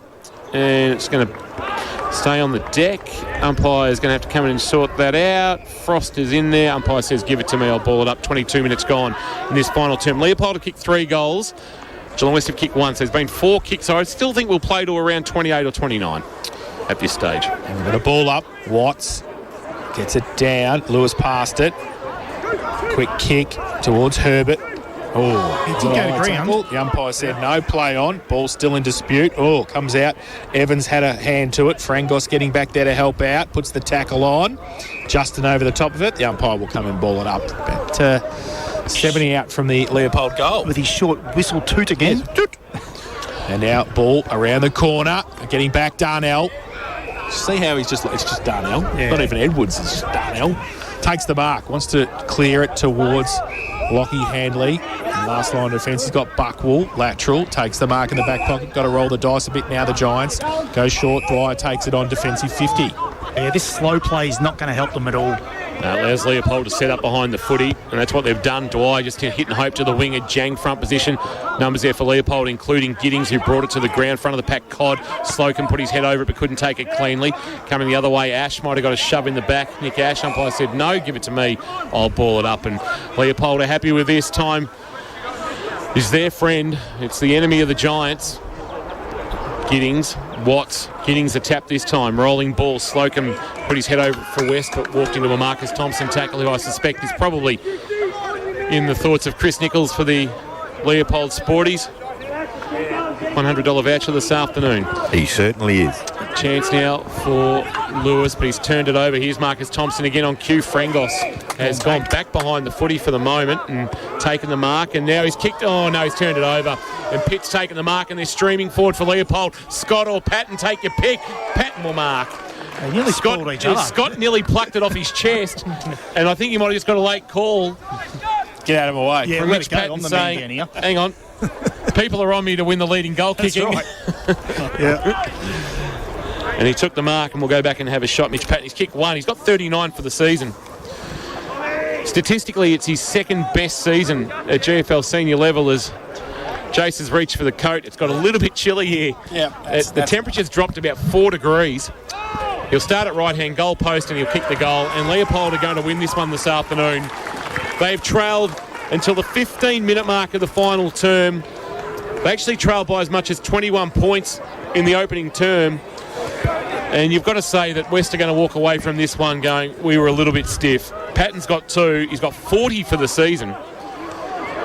And Leopold now lead by 13 points. They're 8-14-62. Geelong West 7-7-49. The Giants, they face a couple of tough ones post-bye. Grovedale and Newtown Chewell if they want to keep their season alive. Leopold with a big one. The battle for third spot. We're going to have 1 play 2 and 3 play 4 after the break.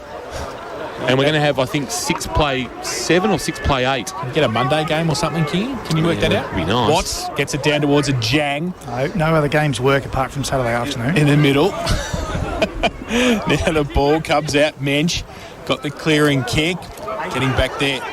No mark was taken by Gordon. And tackle on at the point of the centre square at half forward. The umpire's going to come in, ball it up. Getting up Lovell and also Lane.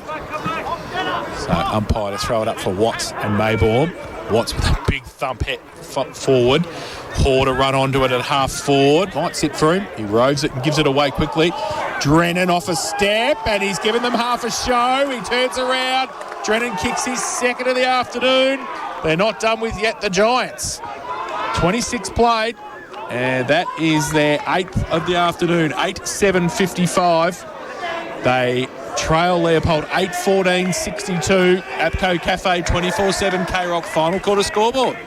Well, they need to get one within the next minute or so, I would suggest. Kingy estimated maybe 28 at max or 29 at max. And with their percentage not great, yeah, if they can jag a draw even, take percentage out of play and just worry about winning games. They'd love to win it, but maybe even a point and get a goal off the back of that might be the way to go. Watts fists it forward.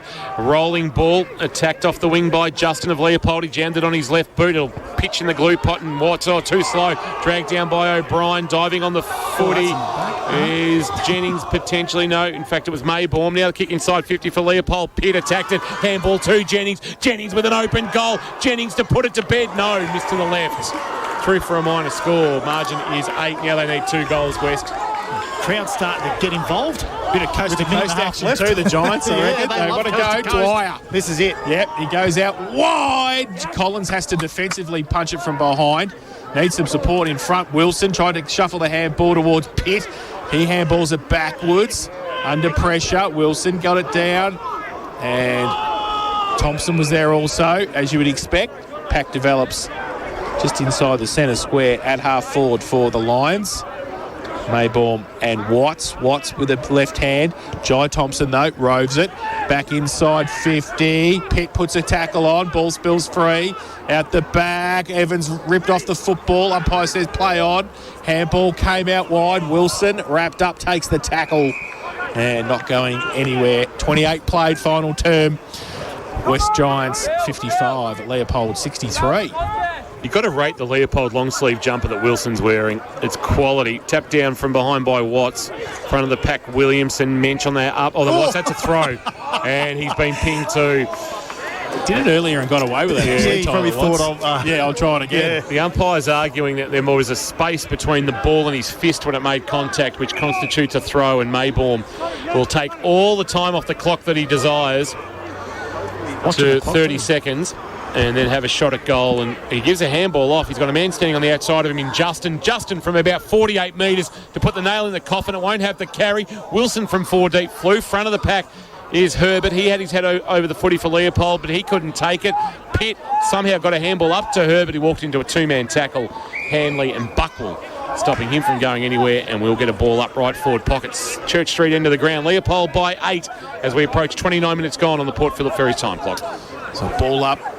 Watts gives it down to a Jang hold, said the umpire. West with the free kick, is it? Yes, Watts has got it. He needs to just move it. Don't have anything else. They're going to be torpedoes where the mark here, is. Back pocket. Just kick it as far as you can. That's it. And he goes now long. Cod's there. Hoare's there. Off the front. Hoare had it. Wrapped up by Marcus Thompson. Not going anywhere. And inside the centre square at half forward for Leopold will have a ball up. If you're any chance with your ball movement, you've got to keep it away from Jai Thompson or Marcus Thompson right now. Absolutely. They will tackle you to the nth degree. Down to Lewis, gets a kick to centre half forward. Collins to come out. Doesn't sit fair here. Moi puts some pressure on. They got one behind the ball there, Leopold. They're just able to settle it down as well. And they go across half back towards centre wing. It's a good kick. They've got 2 out there. Justin is one of them. Had a good game this afternoon. Runs his full measure. Runs a long way. Gee whiz. Comes back in. Pitt takes the mark. 50 out from goal. And we'll have a set shot. Torpet, do whatever you like. It was almost their best piece of play for the day. Yeah. So Jake Pitt, who's kicked 1 goal, 2. Harris Jennings just folded back beautifully. Then boys gave it to Gordon. 2 guns for Leopold. numbers there, didn't they? Rock Dog. So, and it ends up with Jake Pitt. Margin 8 points, over 30 played in this final term. He comes in. Right foot. He's not going to make the distance. And Wilson takes the mark, does he? He does. And the Giants player fell over in front. I think it was Buckwell. Fell over at the crucial stage as the ball was coming in flight. Fletcher Wilson took the mark with 2 Giants behind him. So he will shoot from 5 metres out as the siren sounds, so it doesn't matter. So he can come out on the J curve. Doesn't matter. Doesn't matter. He kicks the goal anyway. So he kicks his first, and that was the 9th for Leopold. They go to 9-15-69. They defeat the Giants 8-7-55. You are allowed to actually come out. You're allowed to go to the line of the mark. So you can go back and step. But he's kicked the goal, and it's all by the by. And Leopold have picked up their 9th win of the season. Hands up if you thought after 12 rounds as we go to the bye that Leopold would be 9-3. Yeah, no. Don't think we had him. Nope. There, 9-15-69, 8-7-55 as Chris Nichols goes down very quickly. I think he's got Tom Scott standing alongside of him. I have got Tom Scott here. Well, great win in the end, mate. You pulled out all stops there in the second half. Yeah, we've started to make a bit of a habit of starting off games slow, so we knew we had it in us at 3/4 time. We just had to get control of the footy back, which we did. So, yeah, hopefully the next few weeks we can start off a bit faster and make it a bit easier for ourselves, because we've started to make it hard the last few weeks. So the leaders stood up today, Thompson and Wagner and Gordon, in that second half. Yeah, absolutely. Our midfield core group's been awesome. Having Logger back and Drive back from his ACL, he hasn't missed a beat. So, yeah, we rely on them, and they stood up again. So, yeah, they've been really good. Thanks, mate. Go and enjoy it. Thanks. Tom Scott there with Chris Nichols. Well done, Nico. 5th quarter, thanks to the Sandman Mattress Factory. Now the Sandman's two-sided double-sided two-sided mattress, locally made. Oh no, it's do you know what? About it. That's why he's talking about mattresses. I need the break. Yes, I need the break. It's been a big 12 or 13 weeks, and I need the break. You're limping to the break. You are. Sleep better with the Sandman's locally made two-sided mattresses. They're made to outlast any other. Nico, where else are you going for a quick chat among the Leopold faithful, or are you? I'll grab Scotty Frangos, I think. You're going to go and grab Scotty. How much did you pick them by today? The pendulum was 23. And given the conditions... 26 I had it at. 26. 26. Jace, 17. Well done. Good work. That's what you were fishing Closest for. to the pin. Good work, TJ. That was what you were fishing for. You've just gone closest to the pin, are we now? This is nice from Leopold. They're actually going to form a guard of honour for Scotty Frangos, and they're going to have to wait, though, because Nico's going to have a quick chat to him down boundary side. Nico. Look, bittersweet, mate. Yeah. Congrats on the 200th game, but just came up short today. Yeah, thanks guys. Yeah, I mean, it was a good game in the end. Would have been better, obviously, if we won for me, but at the end of the day, it's not about me. It's about the club and where we're going, so we'll just regroup and go forward after the bye. You basically, this one, just let this go. You were in control of the game for 3/4, we thought. Yeah, well, same. Credit to Leopold,